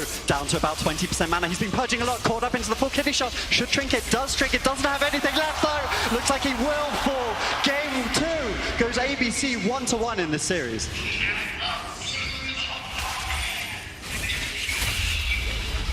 Hold on here. These are the last hopes for both that region and for that organization. We're going to see these guys play it out for just a second here. Mez and Drill trying to get that damage going, but it looks like ABC has stabilized. Mez should fall down here. This one going the way of ABC. You can't blame them for trying. We already saw them go to the 2v2, go to the 1v1. Method Synergy have pulled series back from 2-0 before, but they will not in this situation. ABC ties it up. You play every darn game out when you have Trill on your team. That is for sure. Sea-Doo, what did we see though that enabled ABC to turn this one around? ABC did exactly what they did in that first game. They were making sure they were sticking on that Shaman. Colo was the targeted choice. I think it's specifically better for them to be on Colo as opposed to Nuvos in the previous series, just because Colo wants to be so aggressive. So you're killing 2 birds with 1 stone. You're stopping those purges. You're stopping him from getting on top of Asgroth. And you actually saw him running at him the whole game. So excellent positioning from Asgroth to make sure he's avoiding those purges. There was one cheeky swap that was on Nixie. He was able to survive. The Iron Bark went out. And unfortunately for Synergy, they have the same fate as Splice, and they're not able to take it with this composition. Well, you can see some fans right now of Method Synergy, and I want to see if Method is able to take them to Trillville once again. The question is, though, is this strategy going to work? Do you think we see a comp switched up, or can Colo find a way to actually stay alive with that aggression that is coming out from our EU squad? I think the strategy from Synergy was basically say, let's see what you can throw at us. Maybe we can do better than Splice, but now they're on the counter comp. If they lock in the same composition, ABC that is, I definitely expect to see something different from Synergy. Maybe we'll see Maldiva. Maybe we'll go back to the Windwalker DK. I'm not too sure, but Synergy's basically saying, we don't think this matchup's as bad as it looks. We'll take a 50-50 as opposed to giving you exactly what you want, because this way they know what they're getting. They can keep evolving to the strategy. So the fact that they won the first game means they're in such a big lead. Yeah, it is also a big thing that we've heard from Method in the past. They like to take those bad matchups and try to make them as close to favorable as they can. But let's take a look at what went down in that last game and why we see ABC tied up here. Let's take a look at the plays you selected, Chuck. Absolutely, Rich. Thank you very much for that. So obviously we're going to see Asgroth being the targeted choice as well as Colo. So let's go ahead and get this clip started. You see Colo just immediately taking so much damage. I believe this maybe was actually before the stun DR. They immediately force out that healing tide. And this is the strategy that Splice chose not to do. Asgroth immediately trading out that trinket, knowing he's not in bear form. Bark Skin's not going to be enough. They try and stick on him. He smartly uses the Iron Bark as opposed to the Bark Skin, knowing that the Bark Skin's going to be used at a much later time when he's actually stuck in the stun because he has no trinket. And here we see the full kidney shot on Colo right after the Ascendance. So they're trying to lock that down a little bit. The Darkness was used very, very well by Mez, and I think that's something they also did a little bit better than Splice. They're really clean with their defensive cooldowns. A little bit later, they force that Spirit Link. They're so close to getting the kill on Nixie here. You can see his trinket comes up just at that last second of the initial stun, and he decides to sit it anyway. A great communication from Asgroth, letting him know that he has that Iron Bark there, and unfortunately, too little, too late for Colo. He gets the trinket out here in this kidney shot, but he has nothing to work with, and surely he does go down to ABC with that unrelenting pressure from the Rogue Mage. All tied up now, and before we jump into that draft, I just want to mention, with these two teams, I feel like we could see every game play out incredibly differently, and I think we will also potentially go the distance here. Both of these teams are very capable of winning BlizzCon here today. Ben Rookie, what do you expect to see, though, when we actually have this next draft go down? Well, like you were saying, I mean, these teams, so much of their success has come from the fact that they are very versatile. Looks like Dalaran and Seward's can be immediately locked in for Method Synergy. That's telling me that they might be going with the cleave setup once again. That's what these guys are known for. Maybe they could go with the Windwalker DK, but I really don't feel like they know exactly what comp they want to run. They're going to wait to see what ABC has in store for them and then make an intelligent decision to try to counter the best they can. Yeah, I think the big thing is here, picking that Dalaran Sewers. You're essentially going, we kind of want to play this play style, but we still have the options to actually adapt on the fly. The ball definitely going to be in ABC's court. Yeah, and I have to say, if they decide to lock in that Rogue Mage again, I have a lot of experience with the Rogue Mage, although it's not Druid, it was the Priest. The Windwalker DK is very, very scary for that Rogue Mage setup. It's not as durable. They're not going to live as long as they want to. Obviously, with the way Colo's playing, they want to play for that short game. The map kind of tells the story. We actually see ABC lock in that Arcane Assassination Resto Druid once again, and I would not be surprised to see the Windwalker DK, especially on this map, so I think Synergy's probably going to go ahead and lock that in and just try and rush him down. As far as map's concerned, though, a reasonable pick from ABC. I do like the way that they actually do spec here, but at the end of the day, when we see Method Synergy coming in with this composition that you brought up, it's going to be very scary with this Walking Dead cleave. Now, Adrian, how do you expect to see Method Synergy try to play this one out? I think it's going to be very similar style to game one. I mean, the difference, of course, is we have Nixie on the Rogue rather than him on the Warrior. I think that's definitely something that will favor ABC. I didn't like the Warrior into Colo just because there's no real protection from the Purge. Even Reflect doesn't actually deny Purges coming out of the Restoration Shaman. So Nixie does have the Cloak of Shadows, he has the evasion, he has the Vanish, lots of defensive cooldowns for him to utilize. But as we said, small map Dalaran Sewers, they will be able to chase down. I think Asgraf might be one of their best targets in this match. And of course, with the Ride the Win from the Windwalker, Mez should be someone who's really looking to get connection over. There is so much on the line here as well. If you are just tuning in, this is game number 3 of our last semifinal. Single elimination. Whoever goes down here goes home. This is our last EU team and our last team from Method. Panda Global from NA waiting in the grand final for whoever comes out on top of this series. This would actually be the first time in history that there could be a first North American finals. I don't know if it's ever actually happened before, so history could be in the making here. So Synergy definitely feels like there's a lot of pressure on them. They definitely want to make sure they're doing everything they can to win this series. They're in a great spot so far, but ABC not giving up just yet. They have looked phenomenal this entire tournament, and they're ready to make sure that they can secure their spot in the finals as well. All right, well, get out your history books and let's start filling up some pages. We're about to jump into game number 3. Casters, do the honors.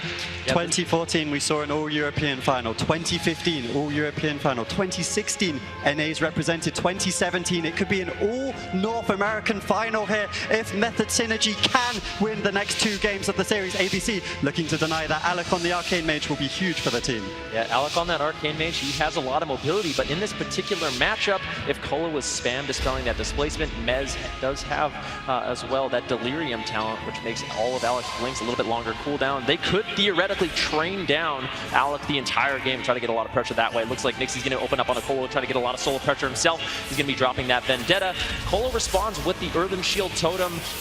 Should be tanking out this damage quite nicely very early on. Yeah, I think the Earthen Shield Totem is a very good trade for the Vendetta. Of course, Vendetta is a lot of stagnant damage, and the Earthen Shield Totem is the perfect mitigation for that, so well played by Colo. He's gone over to the Relentless, so he's going to be able to reduce some of those stuns, and maybe that will help him to be more aggressive as we see right now. Here comes the offensive cooldowns. Once again, the Touch of Death from Trill is held, and Alec, it looks like he should just be able to walk out of this one. Ooh, Asgaroth had a sick play there. He got gripped into the Blinding Sheet by that Death Knight, but he immediately displaced out, so they weren't able to get that crowd control. Now Colo still under fire. Slowly, ABC is whittling through his defensive cooldowns. That is going to be his Astral Shift as well as his Ascendance. Alex still channeling those Arcane Missiles. Nixie looking to try to reconnect on a Colo. I don't know if Colo can last much longer. Method Synergy needs to make something happen. Yeah, they really do. We see Colo already expending a fair bit of his mana. Caught up in the kidney shot right now. That's going to be the anti-magic zone used out by Mez. That's basically the same cooldown as Darkness we saw from the Demon Hunter in the last matchup. So very significant here. Astral Shift is also down. Spirit Link will be the next rotation from Colo if he can get into his team. Jumps in. Well played by him, but he has nothing left. Yeah, Alec now caught into that full leg sweep. He is going to trinket out of it, but a lot of burst coming in. That is the first ice block. Very nicely done by Method Synergy. Alec doesn't really have anything left. Asgaroth might not be able to top him off. He does not have that Iron Bark available. Method Synergy might have found an opportunity here. They grip in Asgaroth. He's still crowd controlled up. Nixie has to use uses the evasion. Alec getting lower and lower, but the full kidney shot over onto Colo. He needs to be able to survive just a little bit longer. Sick in cap coming in from Trill, giving Colo a little bit of breathing room as they train down Alec. Ironbark is traded out from Asgroth. Alec trying his best to kite away, but it can be so difficult. Now caught into the full stun. A lot of damage coming in from Method Synergy. Colo needs to be able to survive, but really it's only Nixie putting out pressure at the moment. Yeah, it was a good Ironbark there by Asgroth, but it might not be enough. ABC need to run at this point. Colo dropping low though. Can they get the counter kill? Looks like they're going for it. He's trying to use the purges, but he can't when he's this low on health. He's trying to juke the interrupts right now. Gets kicked potentially there by Nixie. He's just trying to kite away, but at the same time, there's nothing left on ABC. If he can survive, it looks like he should be able to stabilize here. Alec doesn't have his ice block. Asgroth doesn't have his trinket. The next stun could be the kill. Yeah, they just need one solid setup, one CC chain onto Asgroth with a stun onto Alec. He will not be able to use those Arcane Mage blinks. He blinks away once again. Colo caught in the full kidney shot. Alec trying to connect some damage. Temporal shield coming up from Alec. That might be the only saving grace to keep him alive. He's just caught into that stun. Trinket coming up in 10 seconds. Alex tops himself, doing an excellent job playing defense. Arcane power available as well. Colo running out of time. A lot of burst onto Alec though. The Blood Elf Silence going to be coming in from Mez as Alec gets lower and lower. Asgroth trying to keep him alive with that Ironbark. Fist of Fury comes out. Alex going to be able to survive just a little bit longer. Full blind onto Mez. Beautiful peels coming in from Nixie. That blind is a game changer for ABC, but Alec might still fall down here. Leg sweeps there. There's no more mana on Colo. If they win, if they survive here, they will win this game. Colo has nothing left. He cannot purge Alec any longer. They do survive. Vendetta onto Colo. We see the anti-magic zone might be enough to keep him up in this situation. In cap, triple DR bash. They really are going all in for this. Can they get it? Looks like he jumps out of the anti-magic zone. Colo falls. Such a close game, but ABC take it 2-1. ABC right now trying to shut down an historic BlizzCon final. It would be the only NA versus NA final that we've ever seen at a BlizzCon. I'm not just talking World of Warcraft. ABC trying to represent EU right now, Sea-Doo. ABC definitely not out of this one yet. And as a Method Synergy fan, you gotta hate to see this because they basically threw away their their advantage at this point. They won that first blind pick, which gives them the one-up in the entire series. They lock in their blind pick. They're not able to get that win. So unfortunately, now they need to do what ABC just did and get a reverse. But I think Synergy was just really slow to start that game. They did not get any of that initial Windwalker DK pressure that you see time and time again, where they do the grip in, they get a lot of pressure, and it almost looked like they were a go or two behind. And if they were actually in that one, you saw how close it actually was. Alec was so close to falling, and it was an excellent blind from Nixie that actually saved Alec in that situation. Yeah, you definitely, that blind right there, Adrian, you pointed it out. Definitely the reason that they are still in this one. But the question is, what other plays were massive to changing the tides here? Let's jump into the replays and see what we have.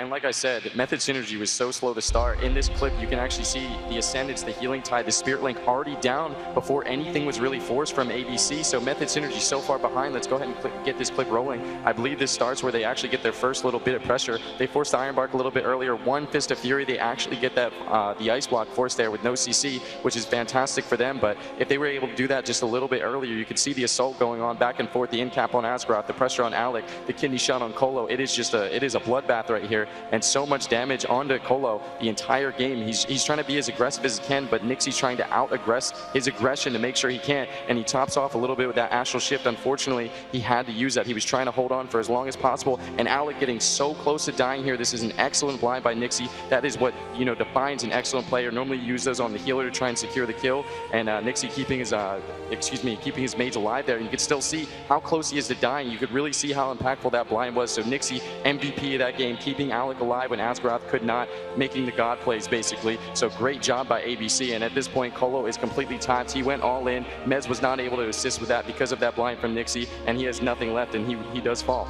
I want to talk about Colo and Method Synergy just a little bit before we really kick off just the ABC show, because we have plenty of things to say about them after that last game. But the main thing is we talk about Colo going all in. Absolutely bonkers. He just never stops. I think he's one of the only healers who can ever just go, to be honest, just go that ham. Now the thing is, with this team, we've seen them employ this strategy a few times, and I'm thinking about that last match that we saw with them versus Rockets Esports. They stuck to their guns. They continued to go all in. The main thing that we saw them switch up strategy-wise was the actual timing of the all in. It worked for Rockets Esports. It got them rattled. Now, Sidu, do you think that there is potential to see something like that come out from them again? I definitely think it could be a timing issue. Like I said, Synergy was very slow to start. I'm not sure if Colo was purging immediately, but you could tell they did not have pressure for such a long time, so maybe they were a little bit offbeat. But this is something where normally a healer kind of feels like it's his fault if you end up ooming or something. On the other hand, Colo basically says, this is our win condition. We need to win this way, or that's it. We have to play this comp this way. We saw Splice lose in a very similar manner when Nuvo's trying to play defensive, so I think they're in the right mind state. I'm not sure if this is the best matchup for them. I do think it's fairly difficult. This was their map pick, this was their comp pick, and for them to lose this in this situation, facing elimination at BlizzCon, they're in a really, really tight spot. They are down right now, and it will take a huge amount of discipline to stick to their guns, to do what they are known for, but I think it is the right play. Venruki, how do you feel about that? One thing that's interesting, ABC, I was talking a little bit to Alec, this year they really felt like they had to diversify their roster, play all kinds of different classes, all kinds of different compositions, sort of abandoning that rogue mage in the earlier cups as well as the the European regionals. Now at BlizzCon, they have sort of figured out that this mage druid synergy and this rogue synergy that they have built up over the years is paying dividends for them. Yeah, Alec is the team captain. He is the spokesperson for this team. He played in only 28% of their games at Gamescom. They barely utilized him. They actually did use him against Rocket Eclipse to win that series. He won all 3 of the games for them in that, playing the rogue mage. So he has been there for the key moments, and once again here stepping up for his team. I think the big thing is, though, too, when you think about Alec, even when he isn't necessarily inside of the arena for the team playing, he is still having a huge impact, a pivotal part of that team. This is such a good story for them, though, too. I mean, when you talk about Alec, you'd be absolutely remiss if you left out his shortcomings from that last EU regional qualifier, Adrian. Yeah, and I think, he won that one series for them, but of course he had 2 other games where he lost out earlier, and there's always some questions. Europe and North America both have so many great mages. You've got Raikou, you've got No Lifer, you've got Jamili, you've got, some of the people on the desk, Venruki and Zico, like some phenomenal mage talent out there. But Alec is the one that's made it through. Like you say, because they diversified their roster, they were able to bring out those cleave compositions. Kara, of course, he's no stranger to the BlizzCon final, actually losing out to Venruki in 2012 back in China. And now as we see the draft, very curious to see what comes out of ABC. We all also do know the stigma of Rogue Mage actually playing up here on the main stage. But looking incredible is ABC. Method Synergy, though, now with the pick, as Sidu has mentioned a little bit earlier. Yeah, I think Method Synergy is in a really tight spot in this situation. Do they lock in the same comp? Do they try and switch up the strategy? When you are facing elimination to do something brand new that you have not done before, this is your BlizzCon title on the line. You've worked your entire year to get to this point, and such a big decision in such a crucial moment. This is what makes the best players from the players that aren't so good. So a lot of pressure on Synergy. I do have a lot of faith in them. I counted them out when they were down 0-2 in that series. They came back with the reverse series all the way to a 1v1 with Trill, so you can never count them out. But ABC definitely far ahead. You can see that Synergy's really taking their time here with the map. They want to make sure that they take every single element and aspect from that last series moving forward into this new series. I definitely can't disagree with them in that. Maybe they're thinking about pulling in Maldiva, but he has not had any tournament. I don't think he's had any tournament experience in the last regionals or this BlizzCon. So once again, a risky move. They got to kind of work with what's been working for him. So I'm kind of stressing out for Synergy here. I'm very worried for them. Well, one of the things with picking this map here, Ashmane's Fall, not going to telegraph too much information to the other team. So they were able to take that blind. If they can conceal some information here, maybe they can do it again. ABC feeling very confident with this composition. And I feel like this is the right play for them. But now with Method Synergy having 100 seconds to make this choice, Adrian, do you expect to see anything come out?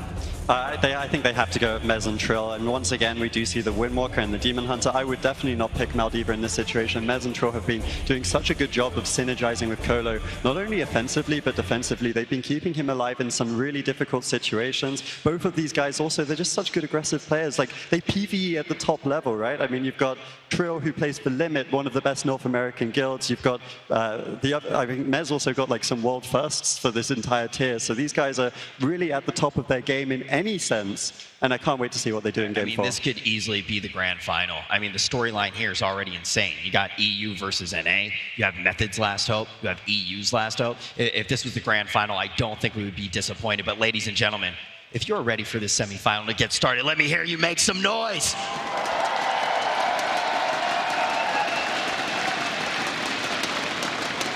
I'm excited for this one. Sidhu, what do we need to see come out from this NA squad if they're going to be able to get to Game 5? I hate to say it, but we are going to need to see a miracle. ABC is now 4-0 against the composition they're going currently against. They have not lost a single game to this matchup. So Synergy locking this in, knowing they think this is their best chance, even though they have not lost against it. They must be really, really desperate. So they must have cooked up some weird strategy, something that we have not seen before. Maybe they're going to go for the rogue. Maybe they're going to try and be more relentless on that druid. But this is going to be a very, very difficult game for Method Synergy. If you want to see that miracle happen, let me hear you! So we are ready to load up into the game. The crowd, of course, in favor of Method Synergy, looking for that all-North American final. Method have been represented in several finals over the last few years, so definitely looking for that spot in their way, though ABC, and it's kind of the story of Tails. ABC playing all of these melee cleaves, but in the end, it's the Rogue Mage that sees them here and sees them one game away from the BlizzCon final. Yep, Alec doing a tremendous job on that Arcane Mage so far. Nixie making sure he's pressuring Colo throughout the entire game. Colo really has to make a tough decision. Does he go all in? Does he spam Purge? Does he try to survive just a little bit longer by stalling out the game, keeping his mana bar high? Looks like Mez is going to get open on right away. Nixie immediately looking for a target change over to Colo, trying to get that pressure immediately incapacitate over on Asgrath. A lot of pressure over on Alec, though. He displaces the way. Nice temporal shield as well. Asgrath throwing in that Iron Bark, so that should be enough to keep Alec alive for now, but still a tremendous amount of damage coming in from Method Synergy. Yeah, we saw the Nemesis committed there as well as the Metamorphosis, but well anticipated by ABC, trading out the Iron Bark. But we see so much damage! Alec blocks on 5%. There's the Astral Shift force over onto Colo. The counter pressure coming out from Nixie is significant, but that is a huge step for Method Synergy. Yeah, but Colo getting interrupted, getting lower and lower. Mez has to drop the darkness to keep them alive. Nixie reconnecting, though, going to be slowing down some of the ceiling. Touch of Death has been committed! Alec in so much trouble! Bloodhound Silence comes in! Method Synergy ties it up!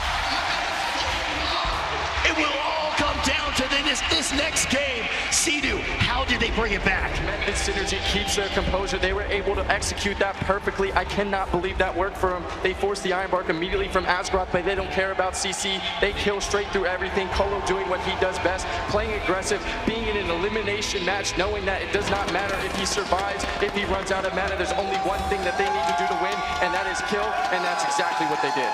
They're trying to do it the same way that they got here, and that is all in. Let's take a look at what went down in game number 4 as we get ready for game number 5. I have to say I was a little disappointed from Synergy at the start of this matchup. There was not that much pressure. As Adrian said, they committed so much and it didn't look like they got that much. But Asgrath, as soon as that Iron Bark fades, we can go ahead and start rolling this clip.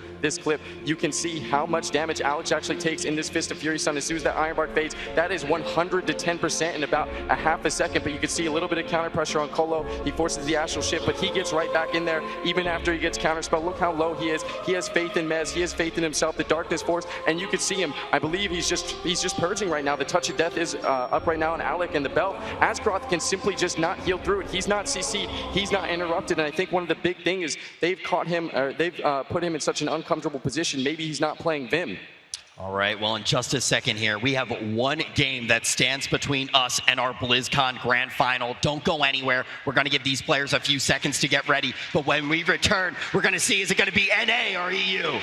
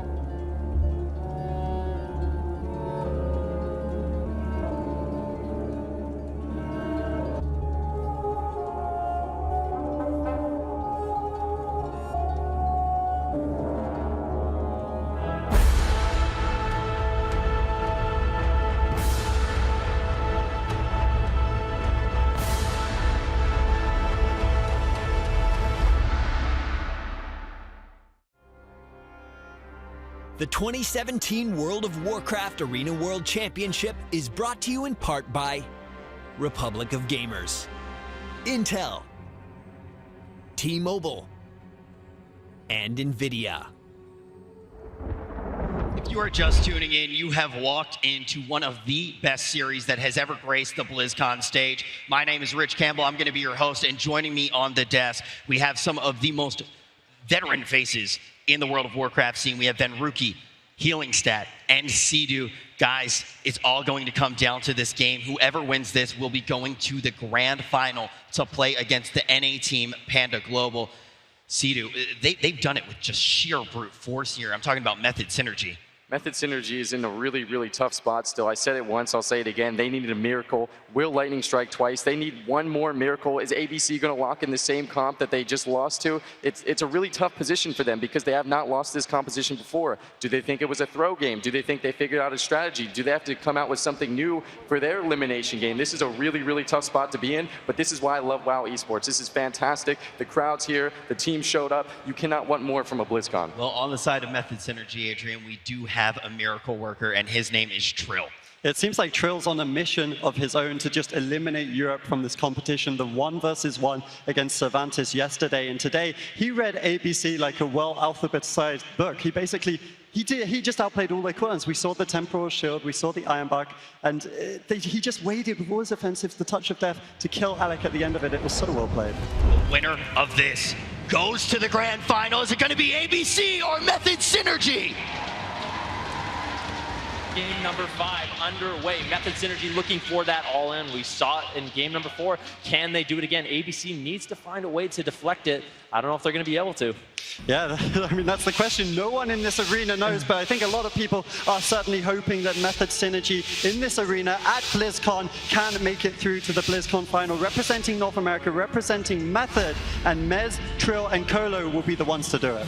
Yep, Method Synergy going to be pushing in once again, looking for that initial damage over onto Alec. Nixie getting knocked out of stealth. Garrote over on Colo. Nixie once again trying to create some pressure over on Colo, making it very difficult for him to actually push in and get out those purges, but Alec already using that Temporal Shield. This is a good start for ABC. They didn't overlap the Temporal Shield with that Ironbark, which is what ultimately led to their demise in last game. Yeah, but no offensives yet committed by Method Synergy, so maybe the Temporal was a little bit early. We see the preemptive artifact coming out of Asgraf there as the cooldowns are committed by Mez. Defensive blind onto Trill. That's a change, an in-game adaptation coming out of Nixie, who has also committed his Vendetta to try keep Colo on the low, but now he's pushing in. There's no Vendetta for him to worry about. Alec dropping lower. Asgraf out of crowd control, able to stabilize his mage. Oh, Nixie played that so intelligently, keeping his team alive for just that little bit of moment. He knows that they can just stall. They're going to get enough pressure on Colo to win this game. Trill saved his trinket there. Now peeling up Nixie, trying to reconnect to his target.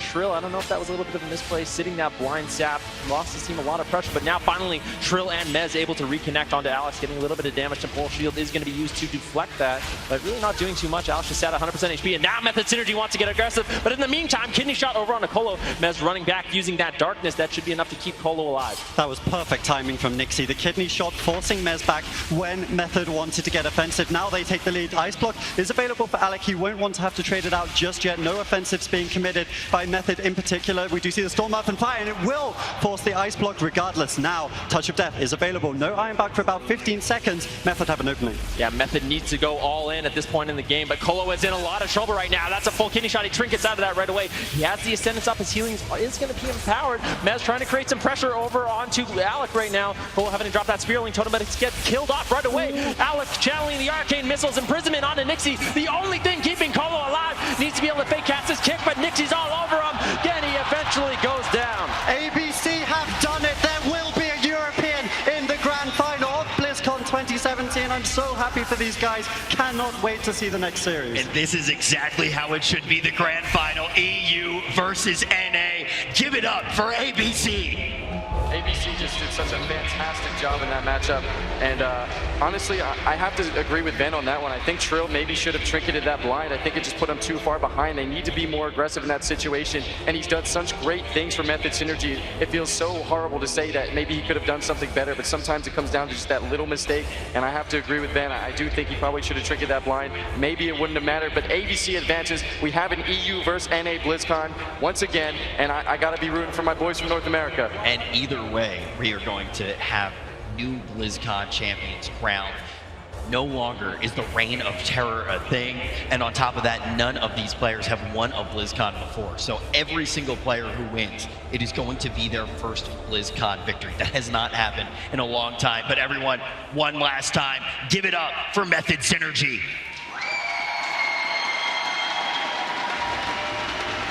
Method Synergy had a really good series here. I really think that these guys, a lot of people were saying maybe Splice was the best team coming out of North America, but they had a phenomenal tournament. Trill in particular has made a name for himself, which will reverberate throughout the ages. He's going to be here next year. I can almost guarantee it. Maybe someone that Sidu might be eyeing up going into future. You can see him with the little cheek of the eye, but Method really have been represented here in this tournament. I'm so happy that, well, we got to witness such a great series from both these teams. Pure NA right now, you got to be very scared of ABC. We got to be completely honest. They talk about a very scary matchup for them was Sneaky Snakes. So that I feel like that's the one thing that we have to pay attention to with Panda Global. But ABC as a whole, this is such a well-prepared team. They have been one of my favorites to take BlizzCon the entire time. So definitely shaking in our boots over here just a little bit as North Americans. But Sidu, how scary do you think?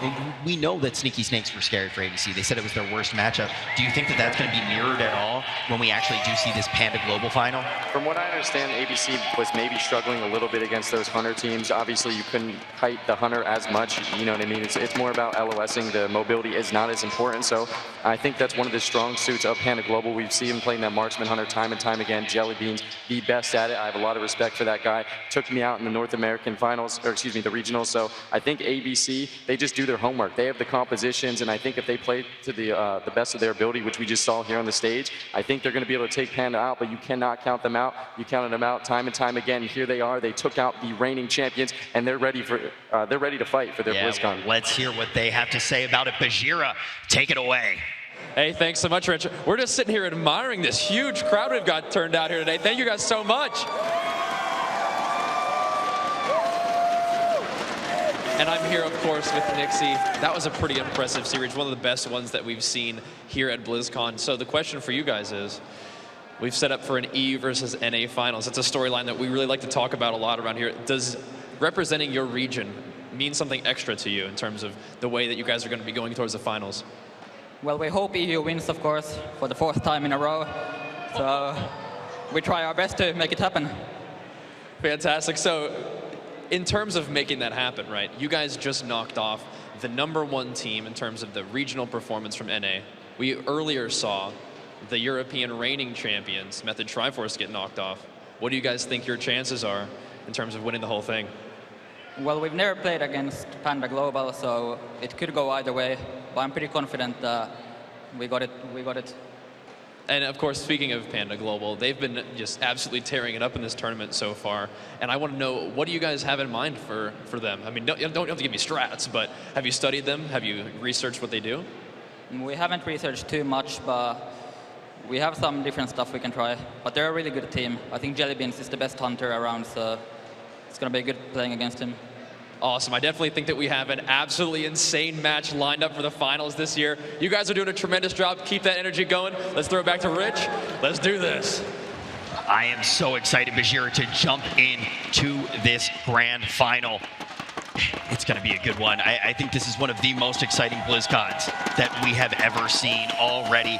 Right out of the gates, the first game, Ben Rookie, that we saw today was just so exciting, and it has not let up here in Anaheim. Yeah, I don't know how many times today you said this is the most exciting game of BlizzCon. No, you're right, though. There's been so many good games today, that last one included, keeping everyone on the edge of their seat. I hope that the grand finals is the same thing. I'm never hype, ever. This is just today. This is just these matches. But I'm really excited to see what the grand final is going to look like. Stay tuned. We're going to jump to a quick break, and when we return, we're going to be crowning a new champion of BlizzCon, of the World of Warcraft Arena World Championship 2017.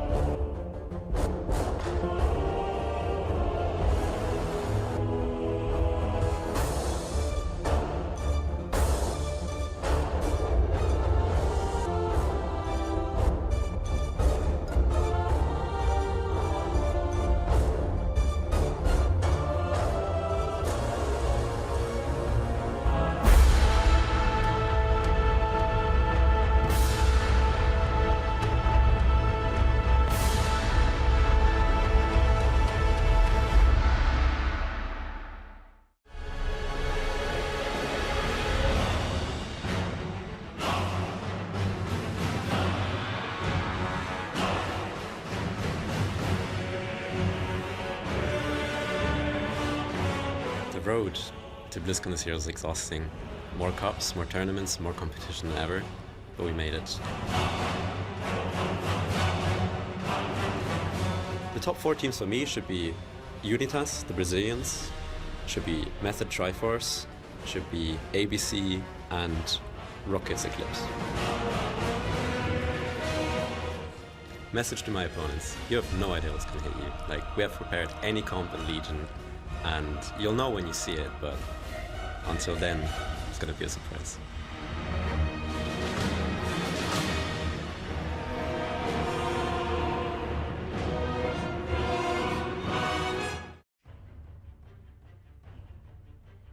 Your BlizzCon champions 2016 from Europe, Splice, the second consecutive year they've won the title. For sure, there's a big rivalry. So basically, everyone's goal is to win BlizzCon, and the past 3 years, I think, Europe won. So there's a lot of pressure on the US teams to finally take a win home. EU's trash. Garbage. This rivalry, I didn't even think of EU. EU teams sleep on some of the NA teams. I don't feel any rivalry, at least. Maybe they feel that way because we've been winning all the time. Please help me, help me, help me. When it comes down to actual talent, I don't think that they're much more talented than we are. It's only NA. When the European teams have been winning BlizzCon, they've kind of been dominating the US teams there. There is definitely a rivalry between EU and NA. Everyone wants to prove that they're the better region, that they're the better players. I don't think that's ever going to change. Most people, they aren't that biased. They know Europe is quite far ahead, even right now. You want your region to win, you know, all the time. Like in any sport, I feel like you want, if you don't like a specific team and it's NA versus EU, it's kind of like you want your home team to win. No, there's no national pride. I just want to crush everybody. I mean, there's like the meme going on that you have to beat the other region to show who's the best. I don't really think it matters too much. Even just everywhere, even on like live streams and stuff like that, EU's always trying to talk trash, saying, oh, the EU person's the best at this and the best at that, and then the US people are like, no, obviously not. EU's always said like they're way better than NA. We kind of like proven ourselves towards the EU teams that like we have what it takes. I think EU is a stronger region, but I think Tempo Storm's better than EU. There's definitely rivalry going on. EU just thinks they're better at everything, but you know, sometimes the EU plays on NA and they get dumpstered. So we'll have to see what happens this BlizzCon. I don't think we really hate each other, but once we get to BlizzCon, that's when it really starts, and there's a huge rivalry because everybody's trying to push for that Glizz on them. EU thinks they're better than NA, NA thinks they're better than EU, so we'll see what happens. You know, I'm not really too familiar with the European teams. Personally, I think America's the greatest country in the world. You know, some people call me a xenophobe, but back in my day, that was patriotism.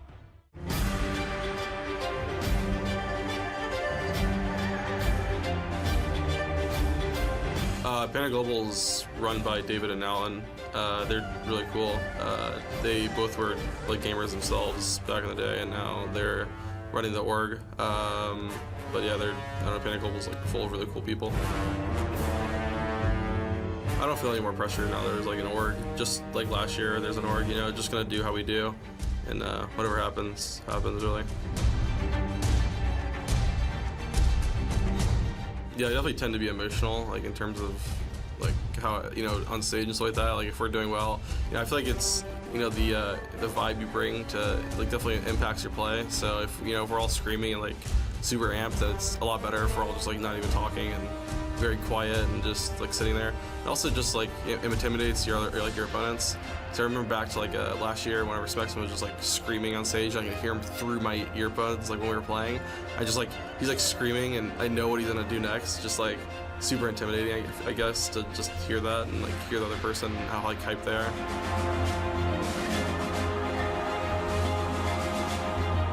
We definitely feel like an underdog team.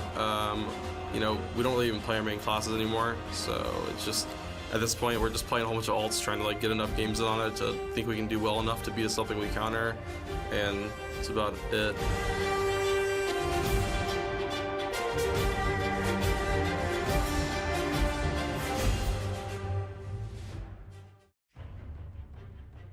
What does it feel like to win? A really nice present on your birthday. A feeling that you can't actually describe. The validation of a lot of practice. It's relief. It's really good. Indescribable. Just the best feeling in the world. Better than losing.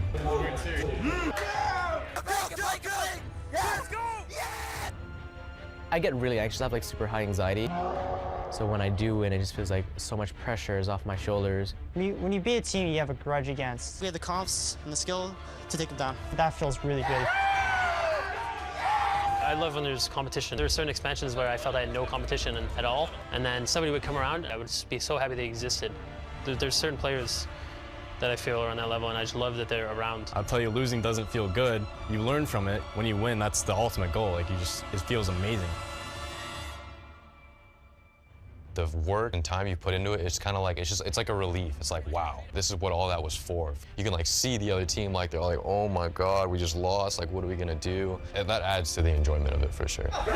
Adrenaline's pumping. I want to go, go, go. It's hard to contain myself. It's like if a hamster is in a mouse wheel. She's running so fast, and all of a sudden the mouse wheel breaks.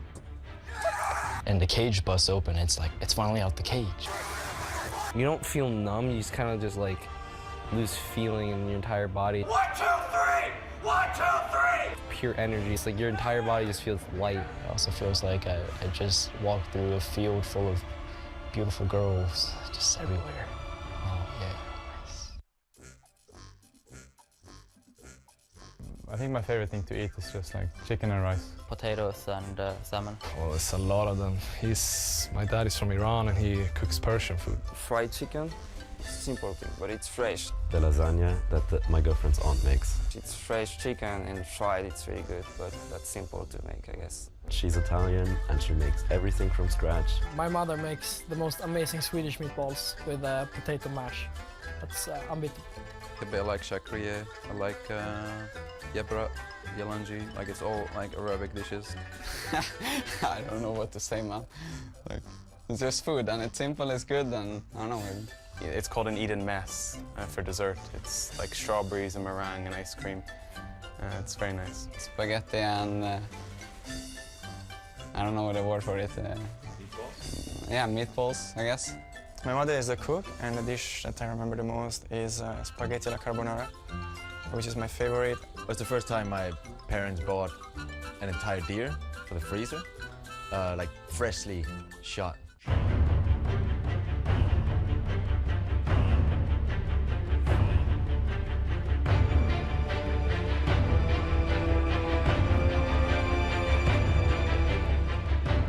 It was kind of hard for us to qualify. We didn't necessarily know that if we were going to win our series for like first method reborn. We knew it was going to be a really hard series for us, and it would like all come down to the blind pick, which it didn't at all. So it was just, we didn't really expect it at all. I'd say our biggest strength is, I guess, like our diversity, just in terms of like what we can play, because we've swapped it up a lot. We've had so many different comps that we like have started to play.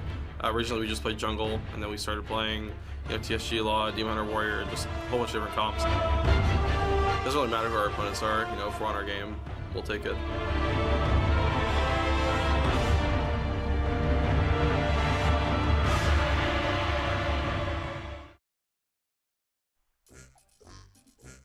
I would have to say chicken and pasta. Clams and spaghetti. Chicken parmesan. Ooh, that's a hard one. My favorite thing my mom would cook me probably would be chicken fettuccine alfredo. Whenever she makes enchiladas, I love that. Honestly, when I go home, it's definitely gotta be pho, like the Vietnamese soup. She makes the best mom spaghetti. She's meatballs, ground beef. Oh, it's just so good. So I don't know her recipe though. I love a baked potato. I love chicken, barbecue chicken, and just corn. Probably Chipotle. Right now, at least. Fried chicken, just like, there's not even like super fried, like greasy chicken, but there's like breaded chicken's really good, and she didn't make that often. That or pork chops are pretty good, actually. Shaking baked pork chops. Absolutely the best, actually. My dad makes like the best hamburgers. My mom makes an incredible pasta bake. It's delicious, absolutely insane. Mom, if you're watching this, if you make it, I'll come over.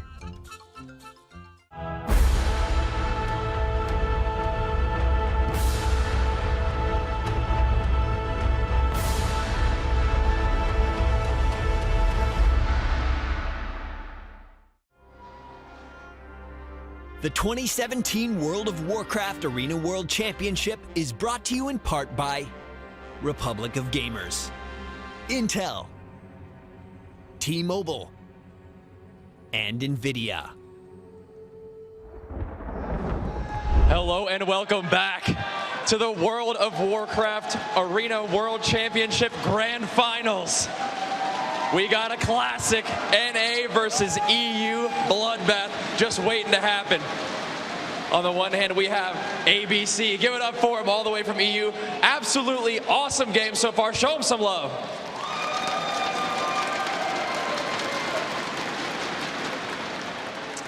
And of course, the home team from NA, we've got Panda Global.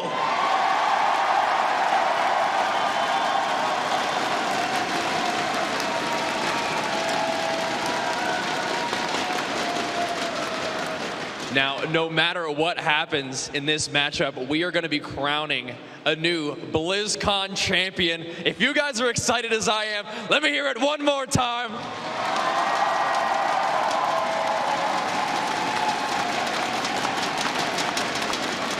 Now, I'm ready. I think these teams are ready to rock, and as we said before, and as we've seen all day long, you guys are definitely fired up. Let's throw it over to Rich and get it going. Thanks, guys. Let's get this one started, Bashira. We got Panda Global, the Kingslayers against ABC. And you know what? If we got to identify these guys as one thing, they are the geniuses. They have the comps. They're able to break them out all of the time. But the big question that I have for you guys is if it will be enough to counter the comps that we are actually going to see out of Panda Global. My name is Rich Campbell, and I am joined on the desk by Venruki and Supatees, along with Zico, for all the analysis. So we're going to kick it off with you, Zico. We already heard from ABC that one of the teams they were the most scared of was Sneaky Snakes. Do you think that Panda Global will be able to mirror those scary comps that Sneaky Snakes had and play them into ABC? So what we've seen so far from ABC is that they like to play that Arcane Mage. They play it phenomenally. They play it with Resto Druid, and they like to play for the late game a lot of the time. But what the Sneaky Snakes were bringing to the table that made them struggle very hard was that Discipline Priest in Amne providing that offensive dispel. Now on Panda Global, we got Rubcub. If we see Rubcub on that Holy Paladin, I think it's going to be an easy game for ABC. However, the Rubcub on Shaman has been phenomenal throughout this tournament, and that also provides with the Purge, provides with a lot of that utility that you need. So I want to see Rubcub on Shaman, and I think that this could be anybody's game.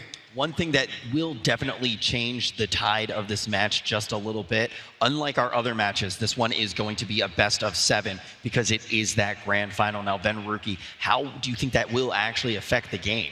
Well, we're going to see a lot more of these unconventional maps sort of played out. In this tournament, we haven't seen too much of Blackrock Hold, Blade's Edge Arena in a best of 7. These teams really don't have any choice unless they're able to close it out early. They will get uncomfortable on some of these unconventional maps. Yeah, if this is your first chance actually getting to watch World of Warcraft Arena, map pools always play out in a very similar way. Basically, every time a map is selected, it is removed from that map pool, and you have to choose from one of the maps that is remaining in the pool. But the first game, every time, going to be starting off on Na Grand Arena. It's blind pick. So these teams have no idea what the other team is going to have in store for them. Sid, what do you expect to see going into this blind pick? Well, I'm cheating a little bit because I can see it, but they're both compositions that we haven't seen very much on the tournament stage, but have been successful when they are played. And really, Panda Global, they've been all about aggression. Rubcub is probably one of the most offensive healers in the game right now, and he will run you down with Purges, with the Avenger Crusader on Paladin, and he's not afraid to get in your face. ABC need to do their best to keep Rubcub out of this fight, or else Panda Global are going to run them over. Yeah, Rosita Jones, Jellybeans, and Rubcub have been playing phenomenally in this tournament so far. They were the ones to take down Method Triforce, the 2-time BlizzCon champions. They've definitely earned their place in this finals. We have 10 seconds before this game gets underway. All right, ladies and gentlemen, we're at the grand finals at BlizzCon. We're about to deem a new champion. Who can take it here today? ABC versus Panda Global, the comeback kings, the God Slayers themselves. This fight is about to start.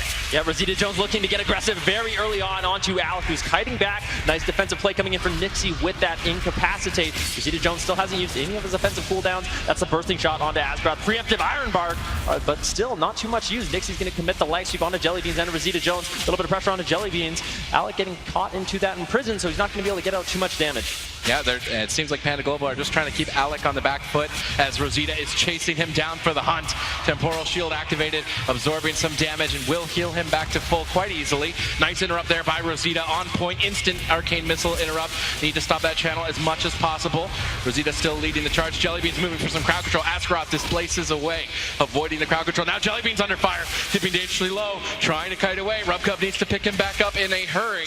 He's definitely afraid of Alec blinking in for a counter spell, but he's positioned well. Jellybean starts to stabilize. Rosita jumps in. Jelly secures the trap. Rosita just needs to get some uptime. Trinkets aggressively. All out aggression onto Alec. Once again, tons of damage, forcing an ice block very early on. Yeah, and Arcane Mages only have that one ice block, so this is very dangerous for Alec. Rosita Jones now out of that metamorphosis, so his damage is going to fall down a little bit. Asgroth getting interrupted, getting swapped to a little bit of pressure over onto him, but he's able to easily top himself off. Ironbark toss over onto Alec. Jellybeans and Rosita Jones looking to push in, commit this damage, and take Alec down, but Alec doing a good job kiting so far, getting interrupted, caught in the middle of the map. Asgroth just spamming out those heals over and over, trying to keep him alive. Yeah, Rubcub's burned a lot of mana to stay aggressive. They probably have one more attempt to kill Alec before Rubcub burns the rest of his mana. They need to time the crowd control precisely. Asgroth is kiting away. They know all they have to do is drag this out a little bit longer. Asgroth needs to stay as far away from Jellybeans as possible. Alec needs to avoid as much damage as possible. But right now in the middle of the map, this is going to be a favor. The binding shot, unfortunately the trap misses by a moment. Capacitor Totem though to follow. Will Jellybeans have the crowd control he needs to finish off Alec?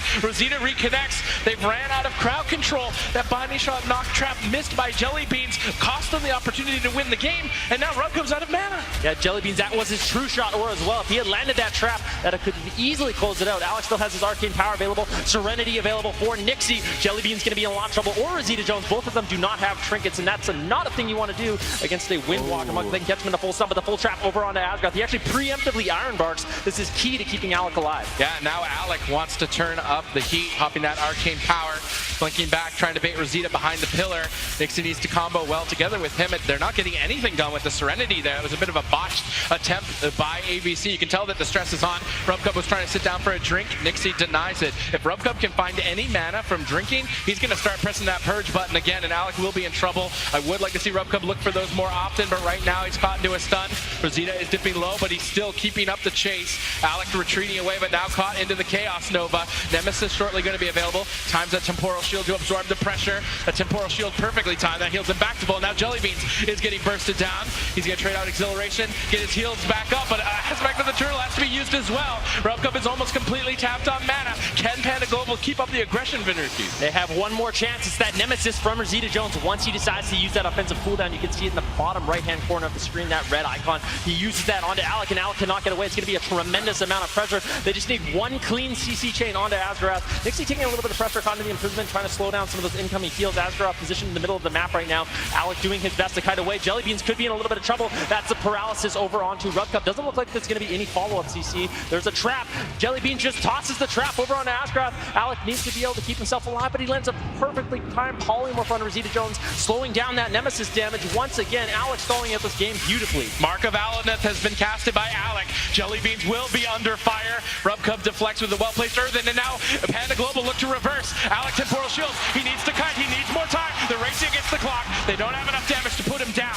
Now they're still keeping up. Chase. Alec retreats away. Asgaroth repositions. Rubcub is tapped on mana. Can he keep Jellybeans going? Does he have the gas in the tank to fight this out? Alec now popping arcane power. Huge burst available. Missiles flying. Interrupted instantly by Jellybeans. These instant interrupts on Alec are the only reason Panda Global can stay in this fight. Asgaroth now is soaking an interrupt. Alec looking for polymorphs, gets imprisoned on it. Rubcub's trying to retreat and drink away. They're crowd controlling Nixie to let Rubcub get a drink. He needs this. Rubcub needs this. Is he going to get it? No! He didn't get enough mana at all. Now his purges are not going to be the factor to end the match. They set that up so well, but unfortunately Rubcub just couldn't get the mana back in time. Fortunately though, Asgaroth has burned through a lot. In the meantime, this is still anyone's match. Yeah, Alec in a lot of trouble. Temporal Shield has been used. He has 15 seconds left on that ice block. Jellybean's going to be popping that True Shot aura as well. Rosita Jones has that Demon Form available, so he can use that. That's going to power his damage a lot. Double Chaos Nova going to be coming in onto Asgaroth as well as Alec. Rosita Jones though, realizing he's in trouble, having to play a little bit of defense, stalling out the game, coming back so Rubcub can actually land out those heals. Alex putting some nice CC out. Nixie taking a little bit of damage. Asgaroth, like you said though, is almost completely tapped on mana. Yeah, Rubcub's moving up. He's on top of Asgaroth. Looks like Panda Global want to get something done Jellybeans though caught in that leg sweep, triggers instantly. Needs maybe a bit more than that. Feign Death into the Fist of Fear. Rubcub caught in the bash. Asgrath looking to follow up. Needs to fake cast the interrupt, so doesn't want to risk it. They go for the Paralyze instead. Is that going to be enough to force the aspect of the turtle? Instant silence on those missiles. Panda Global are shutting down Alec very well. Rosita pulls the trigger, but gets polymorphed on it. Metamorphosis has been wasted now for Rosita. That huge burst moment completely controlled by Alec. The healers are tapped on mana. We're just setting into dampening. Who's going to come out ahead? Ice block available. I feel like ABC are favored now. ABC's doing a tremendous job with that Mage Druid crowd control, but Alec getting lower and lower. Rosita Jones uses that Nemesis. A lot of bursting coming onto Alec. Nice imprisonment on that temp shield, denying that incoming healing. You look at Rubcub, he's actually sitting down for a drink right now. This is beautiful. If he can sit down for a drink, it's going to be perfect. But Nixie realizes the situation, stops that, but in the meantime, he's not really able to peel for Alec. Asgrath completely tapped on mana. Alec trying to create as much pressure as he can. Full bash over onto Rosita Jones. That was Mark of Alanith as well. Stun onto Jellybean. Serenity going to be available in 15 seconds for Nixie. That's a huge burst opportunity. Jellybean's getting lower and lower. Rubcub sheeped in the middle of the map. ABC looking to close out this game. Aspect of the Turtle's going to be traded out. Yeah, and now with Ice Block available, Alec's going to be comfortable. Jellybeans is trying to set up some crowd control to force that Ice Block. Full stun into no trap available, I guess. Now he's paralyzed away. Alec is kiting behind the pillar. Alec in a good defensive position. Rubcub got a little bit of mana. That's enough to maybe do 3 purges. He needs to precisely time these purges. He's going all out right now during the downtime of the Iron Bark, but there's not enough damage to back it up. Asgrath is getting cleaved down a bit. I think that's smart play from Panda Global. Spread their pressure out. They can keep Asgrath on the ropes with about basically 0 mana. Alec is just getting free casted on. Jellybeans is unleashing the assault. It seems like Rosita getting crowd control by Asgrath, though, isn't able to support Jellybean's damage. In the meantime, Nixie is pressuring Rubcub.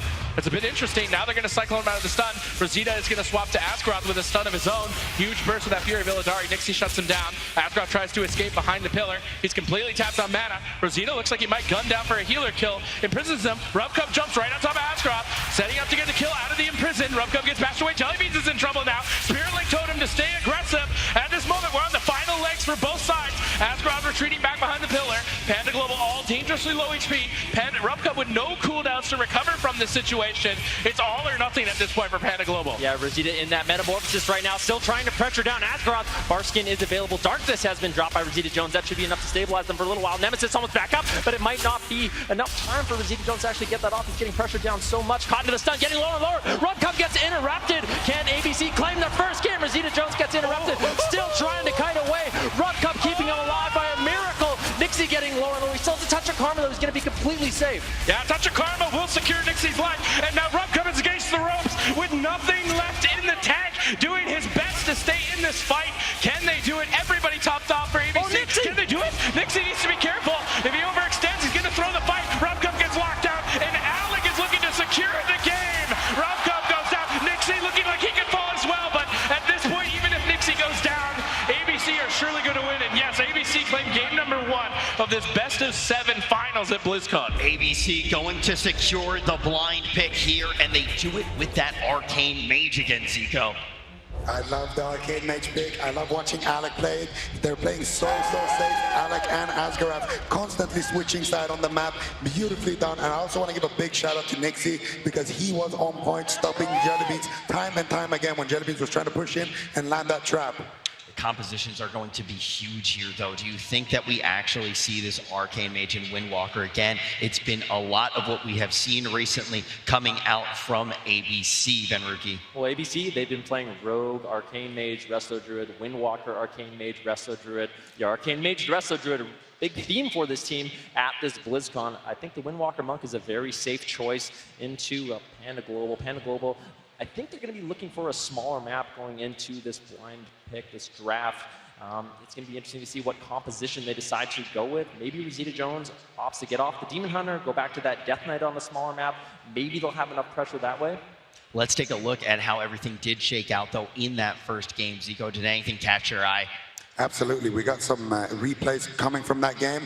And before we get into those, I want to just quickly set the tone here. We got the side of ABC, they just want to survive. And on the side of Panda Global, they want to land those traps, typically off a stun or a bursting shot. And if we roll the clip right now, we can actually see one of those moments. As you can see, Jellybeans here interrupting Asgrath, moving in for that trap in a second right there. And then look at that bursting shot right there. Asgrath blinking away from that, avoiding that crowd control. Whenever someone does a play like that, that, that's 30 seconds added on the clock. And then here we actually see a successful trap onto Asgarath, and this is what happens if they manage to land a trap. Immediate Iceblock force. And then here we see another stun into bursting shot. And take a look at Nixie right there. That paralyze onto Jelly Beans prevents him from getting that trap onto Asgarath, which means that that's another 30 seconds added to the clock. And every single time you see a play like this happen, that's what happens. And then here we also got the double Chaos Nova, and then follow that up with the double bursting shot. However, as soon as that double Chaos Nova landed, Alec already pre-temporal shielded, so he was safe from that play. And then here, no mana left in the tank. The clock has been ran, and Panda Global, unfortunately, goes down in game number 1. Well, after watching those key moments, definitely want to know what you at home think. Who do you think is going to be able to take this one? You can place your vote in Twitch chat with either hashtag ABC or hashtag PG, depending on which team you think will take it. We have the advantage of being at BlizzCon right now. Ladies and gentlemen, if you think that it's going to be ABC, make some noise. Oh man, we got an NA crowd here. If you think Panda Global is going to be able to take this one, give them your energy. And look at that poll as well, 49% in favor of ABC, 51% in favor of Panda Global. Even Twitch chat is very undecided. Yeah, we got some EU people hanging out in Twitch chat. I think our BlizzCon audience is pretty NA heavy here, Zico. But the big question that I have to ask you guys now that we have already seen these comps play out, what do we expect to see actually go down in game number 2? Because now we know that Dalaran Sewers is going to be that map selection.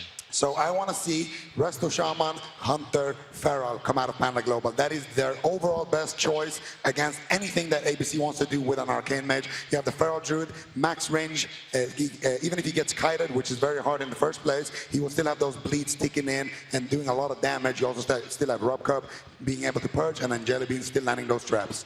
So one of the big things with Panda Global, we've seen them pick up a lot of these wins with all-in strategies. Now, Super Tees, during that last match, you had to go full Rap God. I'm going to be completely honest. It was back and forth throughout the entire game. Now, do you think they're going to try to go all-in yet again?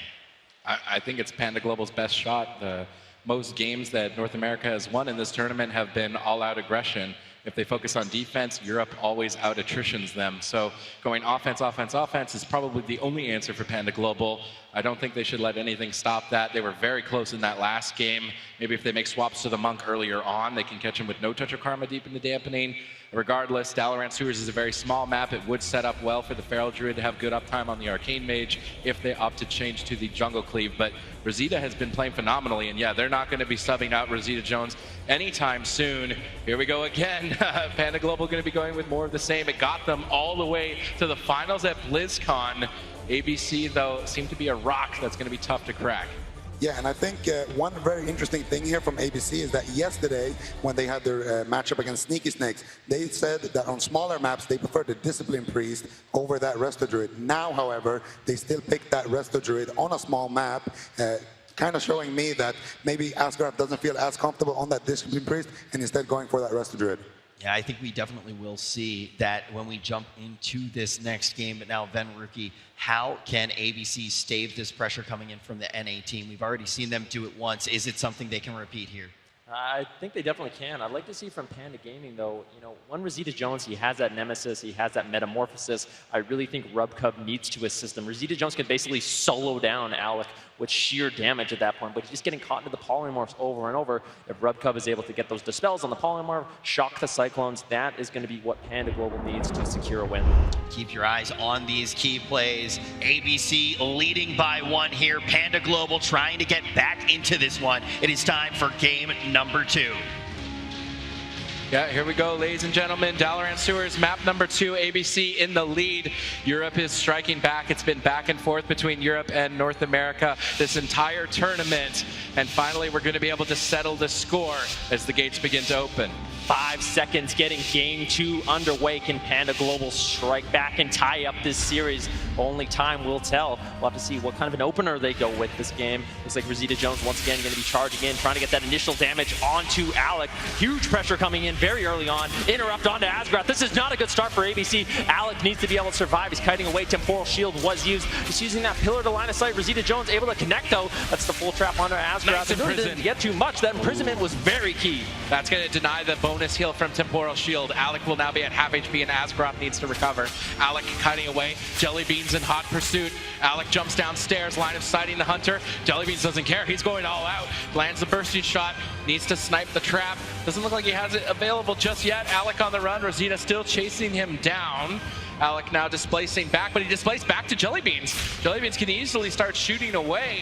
That might end up being a mistake for Alec if he can get some damage out here. Asgrath trying to time some heals, looking to fake cast. Alec getting interrupted. It looks like Jellybeans wants to land the trap. Asgrath blinks away, but he baited him with the binding shot. Now lands the full trap. Rosita pulls the trigger. Alec times the Temporal Shield right before the burst. I don't think they have the Imprison. The Imprison was just 1 second away. I think Asgrath was actually the one that topped him off before. They swapped to Asgrath. Suddenly a huge amount of damage over towards him, and Panda Global can keep these swaps going. That's going to be their win condition, I think. Yeah, Asgrath, no Trinket, no Barkskin. He's definitely an opening for Panda Global. Alec cannot find pressure. So much damage over onto Alec right now. He's trying to escape. Arcane Power was popped. Tranquility going to be coming in from Asgrath to stabilize his team, but this is what I'm talking about. We need to have Rubcub there with Rosita Jones, dispelling these polymorphs, stopping these cyclones. That's going to be key, but it's so difficult. I mean, the Arcane Mage and that Demon Hunter have so much mobility. The poor Resto Shaman cannot keep up. Yeah, if Rubcub can get in there and get some purges, Alec is vulnerable in this position with no Iron Bark on 20 seconds. Rubcub is pushing up, wind sharing the Arcane Mage.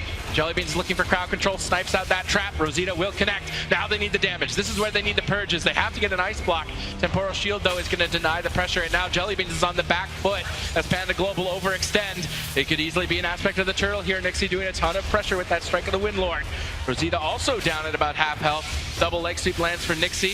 Asgrath picks his entire team up quite easily. Iron Bark now available. Panda Global are going to be playing from behind from this point on. Rubcub caught in the polymorph. Rosita predicting the damage, drops Darkness before the Fist of Fury. Nice read by Rosita predicting that damage. Yeah, Jellybeans is doing a phenomenal job in this game, being Rubcub's babysitter, making sure he's stopping all the follow-up crowd control to keep his team alive. Double Chaos Nova coming in from Rosita Jones. Alec trying to run away once again, but the Demon Hunter all over him. Rosita Jones looking to secure that first ice block. Alec going to be kiting away. Still has Temporal Shield. You're going to have to actually pop it, maybe a little bit too late. Incapacitated over on Rosita Jones. Alec using that displacement to cross the entire map, but it gets lower and lower. Knight's not coming in from Jellybeans. A lot of pressure still over on Alec. He gets interrupted by Rubcub. This is beautifully done. Asgrath topping out that Iron Bar, deflecting some of this incoming damage, but Alex still not getting topped off, and that imprisonment coming in from Rosita Jones doing such a good job preventing Asgrath to actually top him off. Yeah, and Jellybeans is under fire. They swap over to Rubcub. Nice swap by ABC. Completely caught off guard and completely destroyed. ABC going up 2-0 in this series. By ABC, and it's not very often you see them get excited on stage, but right now they can smell the blood in the water. They are going to try to close this one out, but I do want to note they are not on match point yet. This one is going to be a best of 7. Now it looks like this composition is just getting worked on. Zico, you've talked about the power of Arcane Mage, but what is it about it when it is paired with this Windwalker that is making it so deadly? It just makes it so sturdy. You can't really die that easily with a Windwalker. The Windwalker can provide you with speed buffs. The Windwalker can dispel the silence from Jellybeans. The Windwalker can stun up everybody and incapacitate whenever Jellybeans is moving in for those traps. And the fact that the Windwalker can be so disruptive, almost like a warrior, but even more mobile, is what really enables this composition. And then pair that with the fact that he has Serenity and then Arcane Power, and that they can just kind of use those every 45 seconds if they rotate, it just makes it a very deadly combination. Let's actually take a look at some of the plays that will back that all up. Zico, what caught your eye? So we have very, very high individual skill level going on right now, because if we go ahead and roll this clip right there, because the Asgrath is caught into that trap right there, and then Alec drops that Temporal Shield, and then Rosita Jones negates that Temporal Shield healing by imprisoning him right there. And then we also have a nice double leg sweep there. And then Asgrath here tries to blink away from the trap, doesn't manage to, and there Rosita Jones comes in, and the moment while he's in the air still, there's the Temporal Shield, but they still get the Asgrath trinket there. Here we have another double leg sweep as well from Nixie, making sure that every single time Alec is moving around that pillar and then he comes across like that. Wait, here we got the darkness right before the stun as well. So constantly these players are just reading the situation before it happens and reacting to it preemptively. And this I really like. They sheep up or up cup, tank up all the kicks, and then there, double missiles. Follow that up with the leg sweep. Nixie as well with that late Serenity coming in to seal the deal there on Rub Cup. It's just, you just see so many small details that matter so much because these players are constantly thinking 5 or 10 seconds ahead in the game, and that is why they're both in the finals. It's also no question that ABC is a terrifying team. I mean, we were so close to having history. We were so close to having the first ever NA final in any BlizzCon game. Like, that has never happened before. ABC, the team that is able to end that run for NA, for Method Synergy, and now they are here on the main stage looking incredible with 2 wins in their back pocket. They're only going to need 2 more to do it. They almost fell apart as a team as well. Alec not having the best run last year back in 2016, finally decides to come back with this squad. His team pulls him out. They're looking absolutely insane. They're playing against Panda Global, and everyone has counted this team out again and again. You know, I was sitting backstage and Panda Global was watching the last series against Method Synergy, and Panda Global was ecstatic that ABC won. They were more terrified of Method Synergy overall as a team, but now at this point, when they were cheering and laughing backstage about their opponents, I don't think they're laughing anymore, as ABC are looking to be almost unbeatable. The thing is, though, as we've counted them out so many times before, I don't think 2 games is something that can hold this team back. They may be able to jump back in. Their map selection going to be Ruins of Lordaeron. We're going to tighten it up. We're going to bring it up real nice and close. ABC, with this knowledge, going to pick their composition vendor. Yeah, and it's going to be interesting to see if they decide to go with that Discipline Priest. We've seen them do that before, going with that Windwalker Arcane Mage, but bringing the Discipline Priest on this smaller map, Alec's not going to have those HOTS to really kite around as effectively on this smaller map. So just having the sheer healing coming in from that Priest can be beneficial, but they have looked so solid on that Druid, Arcane Mage, Windwalker. So far in this tournament, I really feel like they've hit their stride, and Panda Global has to figure something out. Now, Zico, you were the one who actually highlighted that first, that they like to play that Discipline Priest on the smaller map. Do you think that they will actually break it out here?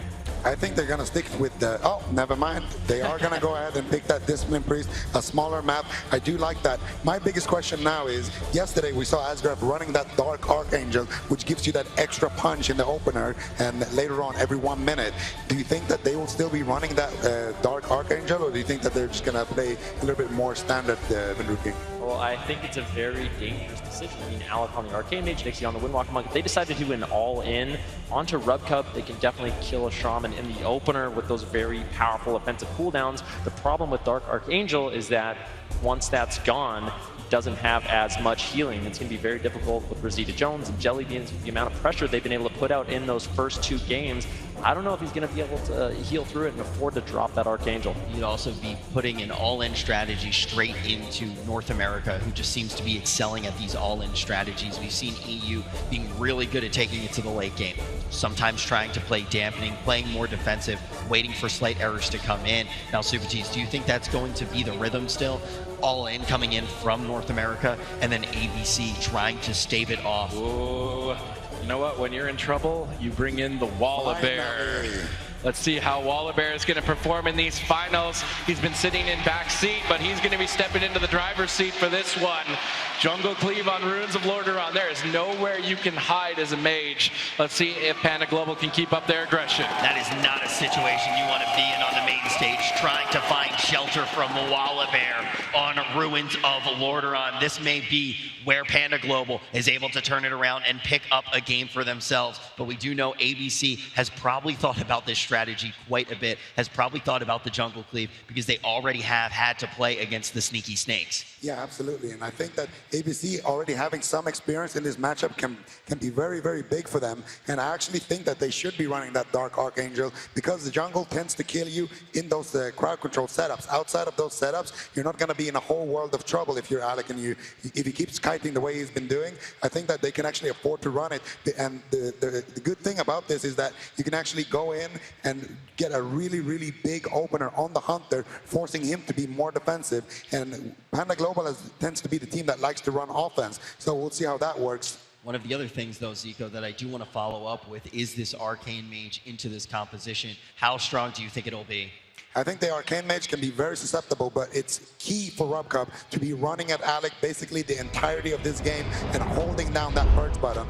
We want to see bleeds on Alec from Wallabear the entirety of the game, and then just tons and tons of damage and purges. That's their win condition. This is a quick game either way, no matter who wins. Well, it's time to see, will Wallabear be able to guide Panda Global to a win against ABC? Yeah, ABC are boldly going to be playing the Dark Archangel from Askroth. I think that's a smart play. When you're 2 up in the series, bring a heavy, hard-hitting, aggressive play to try and close out to the final match. And Panda Global is going to have to be on their tippy toes to survive this initial assault. Yeah, but Panda Global known for getting super aggressive in these matchups. Wallabear's popping that Incarnation, doing a ton of damage. So wait for that moment. That's when they're going to want to get really aggressive. Alec in invisibility right now, looking for some crowd control. Maybe he'll be able to find it on the RubCub. All right, we can see Nixie pulling the trigger. Dark Angel pop, tons of damage, huge pressure, 1 shot, 1 kill. ABC up 3-0 in this series, 1 win away from 4-0ing Panda Global. In NA. This is what I'm talking about. If you run that Dark Archangel against a Hunter, you have that mass invis sheep from stealth, and we know that RubCub likes to run that electrocute talent, so there's no grounding totem to counter that play. Then when you land that sheep, you just have to be very, very reliant on Nixie stunning up Jellybean's trinket before that deterrence. And if you're not experienced as a hunter with this type of one-shot, then you are going to be caught off guard, as we just saw right now. This was a beautifully planned game coming from ABC, and this was just textbook. Now, I have said a few times today that you can't count Panda Global out until it's over, but this is definitely the worst situation that they could have found themselves in, and this is definitely the most dire. Let's take a look at that last game and just see how quickly, honestly, the replay may just be even the whole match. That one was over real quick, Zico. Yeah, so right now, the key things that have happened so far in the match is that Alec has successfully avoided that flare. So that means that he can take his time now and move over to RubCub. And as you can see here, he's already activated that mass invisibility. If you look to your center left of your screen, and then now he's casting a polymorph, which is uninterruptible. So that's why RubCub actually tanks this poly. If you go ahead and roll the clip. So there it is, full poly onto RubCub. Then he blinks forward so he can use his orb. And then Wallabear comes in there with the stun, immediately trinketed. And then Jellybeans actually trinket slightly after the stun. Nixie quick with the restun on that trinket. Don't let that slow motion fool you. And then there it is. The Serenity, the Arcane Power, just taking him down in 1 second with that Palm Arcane Blast, doing tons of damage. Now we want to know what you guys at home think. Are you going to side with ABC or against all odds? Are you going to put your chips on Panda Global? This is going to be a really tough one, but you can jump on into Twitch chat, #ABC or #PG.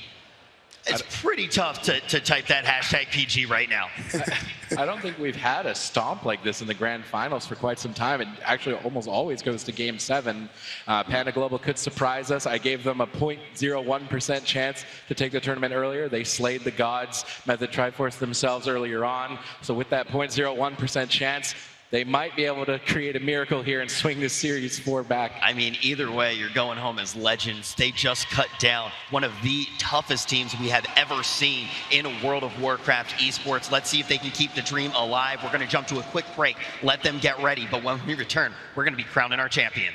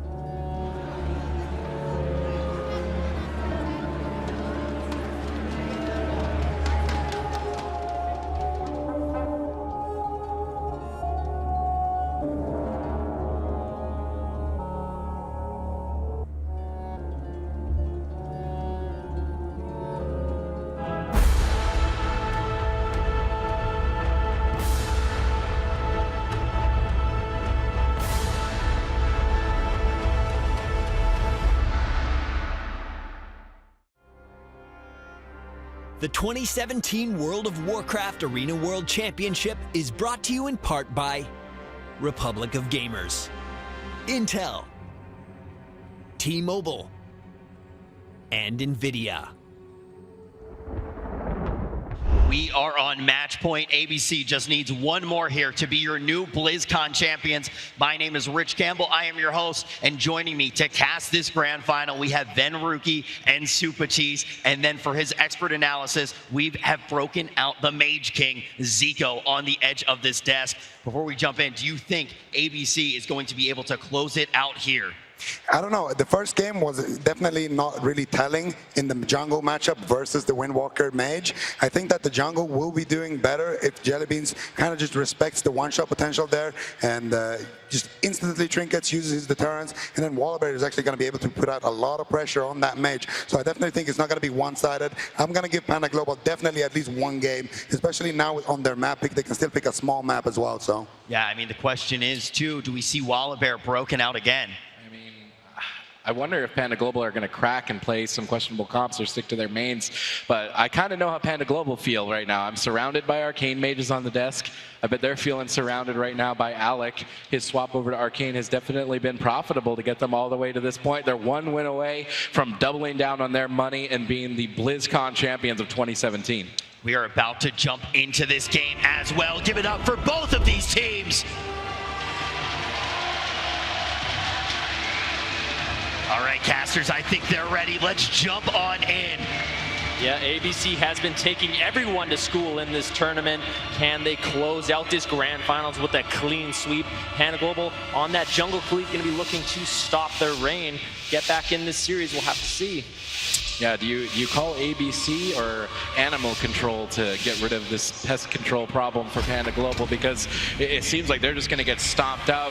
Jellybeans, Walla, and Rub Cup need to keep a level head here. It's their last opportunity. Can they pull this series back 4 in a row, or will ABC crush them outright? Wallabear leading the charge, waiting for his stun. He wants to make sure Jellybeans can back him up. Now landing the bash. Jellybeans moves in, lands the trap, but Alec is already on the run. Nixie peels them away. Serenity popped. Rub Cup needs to be ready. Tons of damage potentially here. Good peels from Jellybeans, getting Nixie off of Walla's back. Walla has survived the initial onslaught of that Serenity threat, and now with that out of the way, they need to go, go, go.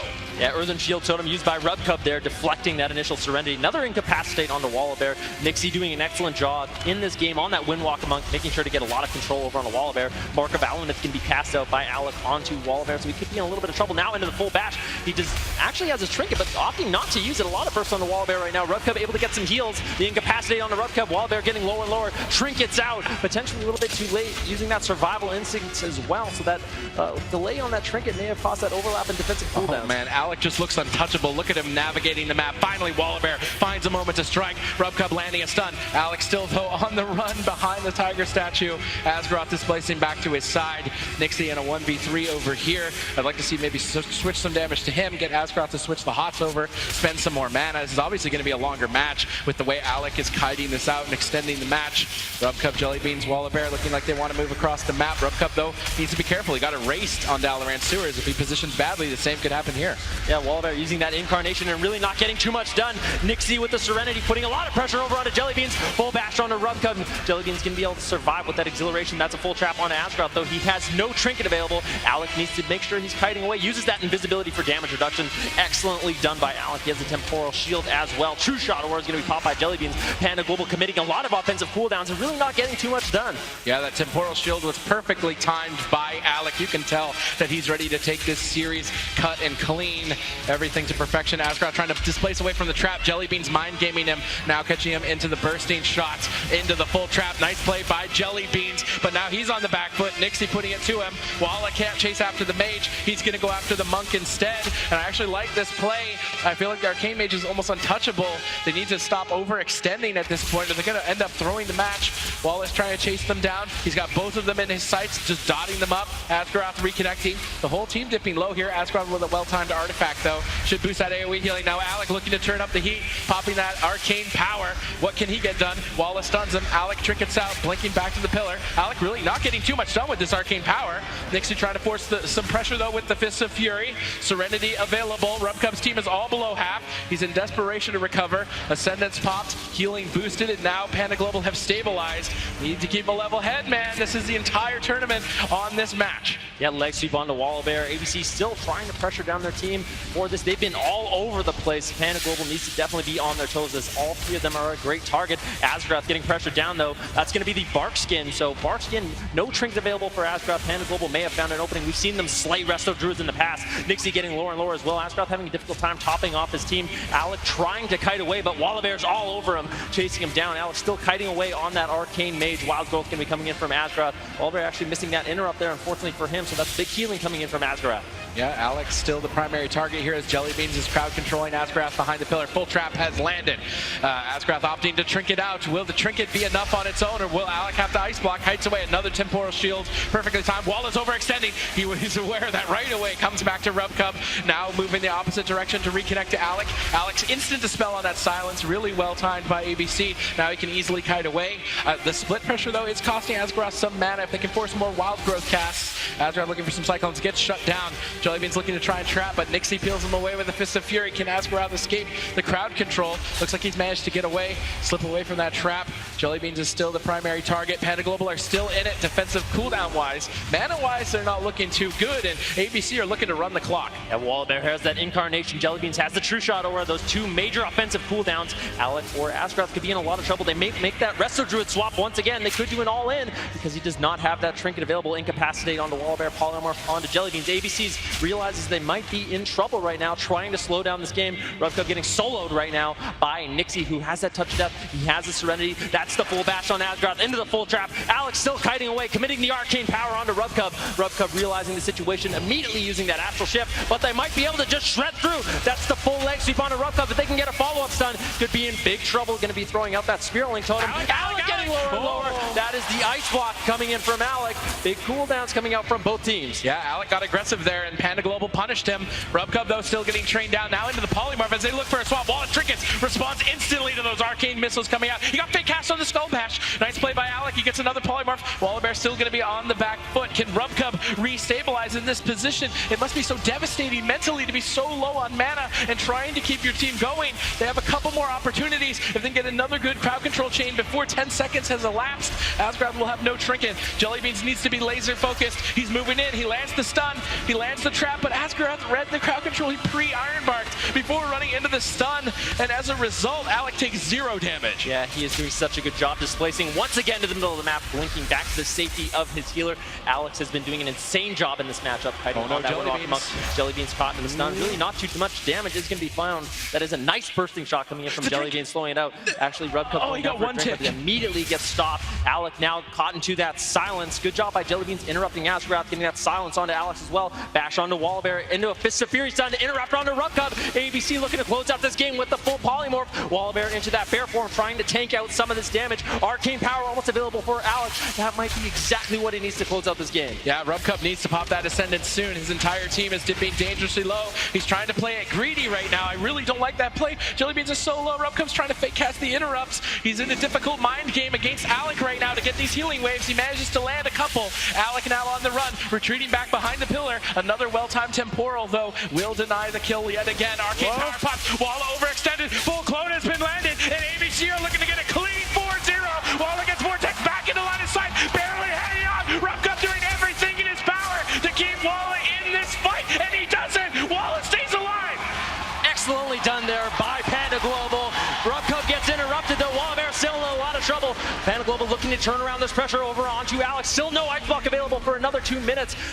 Panda Global does have some offensive cooldowns coming up. That's a full trap onto Asgrath. He trinkets out of that. Realizing they could be in trouble, wants to stay ahead. Wallabear getting lower and lower, though. This is the true shot aura coming in from Jellybeans. Alex needs to be able to kite away. Wallabear, though, in a lot of trouble as well. This is do or die for Panda Global. Yeah, Wallabear needs 20 seconds on Incarnation. That's going to be his last shot at finding victory. Asgrath denying the kill. Cycloning Walla Walla up. ABC are just looking to run the clock. They're playing it safe. They're avoiding the damage. They went all in on third game, fourth game. They're playing it safe. Walla caught in the stun lock. There's nothing left for him. Can Rubcup do it again? Missiles are flying. Healing wave after healing wave. Rubcup is looking to deny another kill. Walla stays alive. They swap over to Jellybeans. Jellybeans has aspect of the turtle though. He can easily deflect this. He needs to go all in. Incarnation available. Jellybeans aspects of the turtle. Panda Global are on their last legs. Can they connect or will they fall? Asgroth now into the binding shot. If they can land that full trap, Alec needs to be able to kite away. He's caught into the silence right now, still just preemptively line of sighting. Wallabear has to chase him down, but he is in so much trouble. No more survival instincts. Incarnation available. He gets stunned up behind the pillar. Serenity has been popped. So much damage coming in, but that Spirit Wing Totem from Rubcup will keep him alive. Yeah, and Wallabear needs to get something going. He's had Incarnation available for so long, but he's been on the back foot. He's gonna pull the trigger. Can he do enough damage to kill Alec is the question. Catching him into the stun block. Walla has to go all in. He jumps behind the pillar. It's all or nothing at this point. Rubcup jumps in. Jellybeans moves forward, but they just can't keep up with Alec. Alec's kiting is insane. They're doing their best. Walla stampeding back to the target. No cooldown for Alec. If they can connect for any amount of time, he will fall. He uses the greater invis, gets the damage reduction. It's not going to be enough. Walla's going all in. Now caught behind the pillar though, and Rubcup has nothing. How is he going to keep him alive? Rubcup does it again. He keeps Walla alive. Alec getting stolen by Jellybeans. Walla jumps over for the stun. Alec is still on the run, barely hanging on. Blinks back in line side. Jelly. Bursting shot connects. Panda Glove are almost there. Ice block comes back Ice block again. Man, they were so close. Silence over onto Asgroth though as they turn their attention over on him. We are at 25% dampening. How has Rubcup kept his team alive? I don't know if he can hold on much longer. Asgroth looking for the Cyclone. He gets interrupted. Full stun onto Jellybeans. Trinketing out of that. Doesn't want to take too much unnecessary damage. That's the full trap onto Asgroth. They got his Spark Skin as well. Full polymorph onto Rubcup. Jellybeans looking to survive a little bit longer. Rubcup still spamming out those healing waves, keeping his team alive. How is he keeping his team alive? Counterspell lands, but they're still going. They're still chasing him down in defiance to find this kill. Jellybeans jumps on top. Alec blinks away. Asgroth is desperately trying to keep up. Nixon peels him away. Serenity pops. Arcane power available. ABC have one big punch left to throw back at Panda Global, and Rubcup has no mana to deal with it. Yeah, Alec putting a lot of pressure on it. Wallabear though, survival instincts has been popped. Once that fades, he's in so much trouble. Incapacitate on Rubcup. Alec using the arcane power. They want to win this series 4-0. Full Cyclone onto Wallabear though. Asgroth now caught into that full trap. Alec once again preemptively running away, just making it impossible for Panda Global to take him down. Panda Global are fighting this out valiantly, but I think they have just ran out of time. ABC have ran the clock. Wallabear literally has nothing left. Rubcup just spamming as many heals as he can, but with dampening so high, Wallabear can't even recover. Can Walla find the kill? Asgroth blinks away. Alec looks untouchable. Walla's dipping low. He can't afford to go in. He's caught in a hard place, and there's nothing left. Rubcup doing his best, but there's nothing left in the tank. Walla's trying to run away, trying to stay alive as long as possible to buy his team any sort of opportunity, but everybody is dead. ABC are in the driver's seat as Nixie is going to close this. I can't believe this. Rubcup is still defiantly keeping Walla alive, but finally Serenity connects and ABC clean sweep the finals. ABC serves up the hot 4-0. Give it up for the new champions of the world. You can dethrone the king, but you cannot cause Europe to fall. They are the best region in the world, and they do it perfectly in one of the most convincing BlizzCons we had ever seen. Give it up one more time for ABC.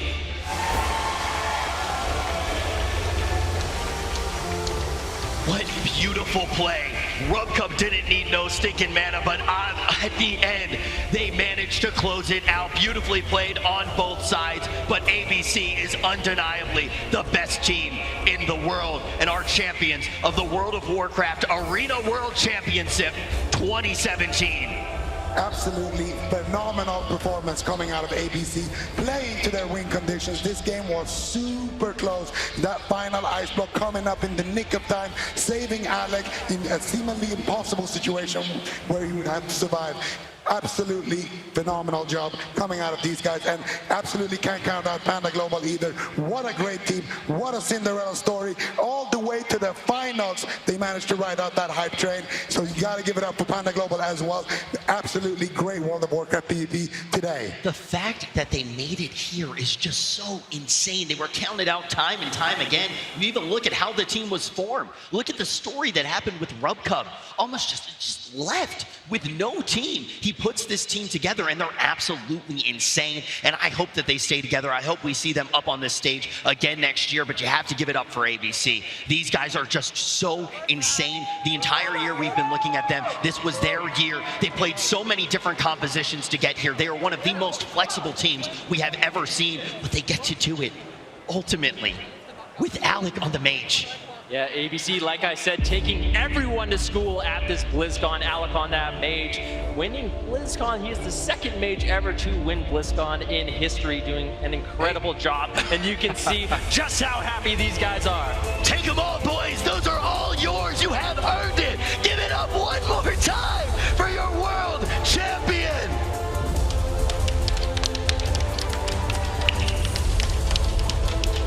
Absolutely beautiful play coming out from them as well.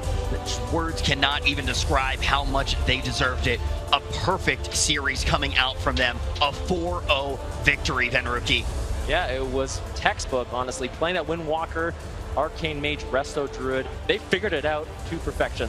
Man, take the podiums too, take the whole stage. You have earned it all. You are officially the champions. Just so impressive on the BlizzCon main stage as well. I still cannot believe it, and I am so happy to see them here.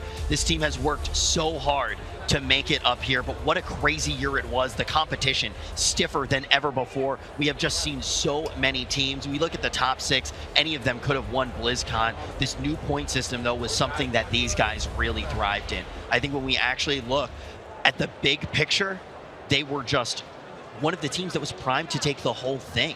Absolutely. I mean, they had such a rocky road as well coming here. They lost 3-2 narrowly earlier this week against the Sneaky Snakes. They managed to come back to the drawing board, figure out a new way to come back, and they managed to do it big. And that is the sign of a champion. If you manage to lose, if you manage to bring it back, that is what a champion needs to be able to do. And they did it valiantly. Well, now we have Bajira on the floor with our champions. Let's hear what they have to say. Hey, thanks, Rich. I am standing by with our new World of Warcraft Arena World Champions, ABC. Give it up for them one more time, guys. Show them some love. What an amazing story that you guys have had. I think that your story is a big tale of redemption. I feel like, Alec, you nearly walked away, but then your buddies pulled you back in. And I know that this win means a lot to you guys, because obviously not only are you guys the best team in the world, but you guys, I understand, are good friends. How much does that factor in to your success? What does that mean to you guys? That we won BlizzCon. It means so much. We never thought we would just come and win. Like, no team that wins BlizzCon except maybe Metal Triforce. They thought a couple times they would win, but no team that wins BlizzCon think they're gonna win BlizzCon. So it's insane that we actually won. It feels so good. We're back. Yeah, you guys definitely are back, but absolutely dominant performance in that final. Let me scoot over here and talk to Alec just for a moment here, because Alec, this is a story that we've talked to you about quite a bit. Nearly walked away from the game, and these guys pulled you back in. When they said, Alec, we can do this, is this what you had in mind, standing on this stage as a BlizzCon champion? Honestly, I never expected this. Placing second in Cologne actually was a surprise. I was like, wow, my team's really good. I barely played that. And then for BlizzCon, I had mixed feelings. Method Triforce is such a powerhouse. We knew they were the team to beat, and yeah, wow. I'm without words. I never expected this. This is unbelievable. I imagine that speechlessness is a perfectly fine response to becoming the new BlizzCon champion. I'll talk to Nixie just for one moment. Because Nixie, you played out of your mind on multiple classes, played Rogue, played Monk, played Warrior. I feel like you definitely had a standout performance here, and you definitely seemed fired up on stage. What does this win mean to you, man? It means everything to me. We had no expectations when we came here. It's my first BlizzCon. We literally wouldn't believe we would win ever, but it happened. I don't know, I'm speechless as well. I can't believe it. And Kara, look a little emotional over here, man. and this is a story that we've heard as well with you, is that you've come close before, didn't quite get it done, you teamed up with these guys, and now you are on stage as the BlizzCon champion you always knew that you could be. How does that feel? Feels really good. Feels really good. I got lucky. I got carried so much. I'm lucky. I'm lucky. I definitely can agree with the part that you are a bit lucky, but not that you got carried. I saw that Hunter gameplay. That was pretty standout stuff right there. You definitely had a strong performance. And one last thing is, obviously you guys had a ton of people hanging out with you guys today in the crowd. You've got a lot of support from around the world. Do you have anything to say for your fans watching from home? I don't know, thank you to all my friends, like shout out to all the people in my Battle.net friends, and shout out to our player manager Chase, he was great, whole event. And that's it. Well, fantastic. We're gonna let you guys bask in the glory of your new BlizzCon World Champion titles. But for here down on the stage, definitely want to thank everybody who was watching here in attendance today. You guys are fantastic. The energy all day long was amazing. Everybody watching from at home, from around the world, you guys are tremendous. Events like this and moments like this are because of the support that we've gotten from the World of Warcraft community around the world. So thank you all for being here. Thank you all for watching. And until next BlizzCon, we'll see you in Azeroth. Thanks for watching, guys.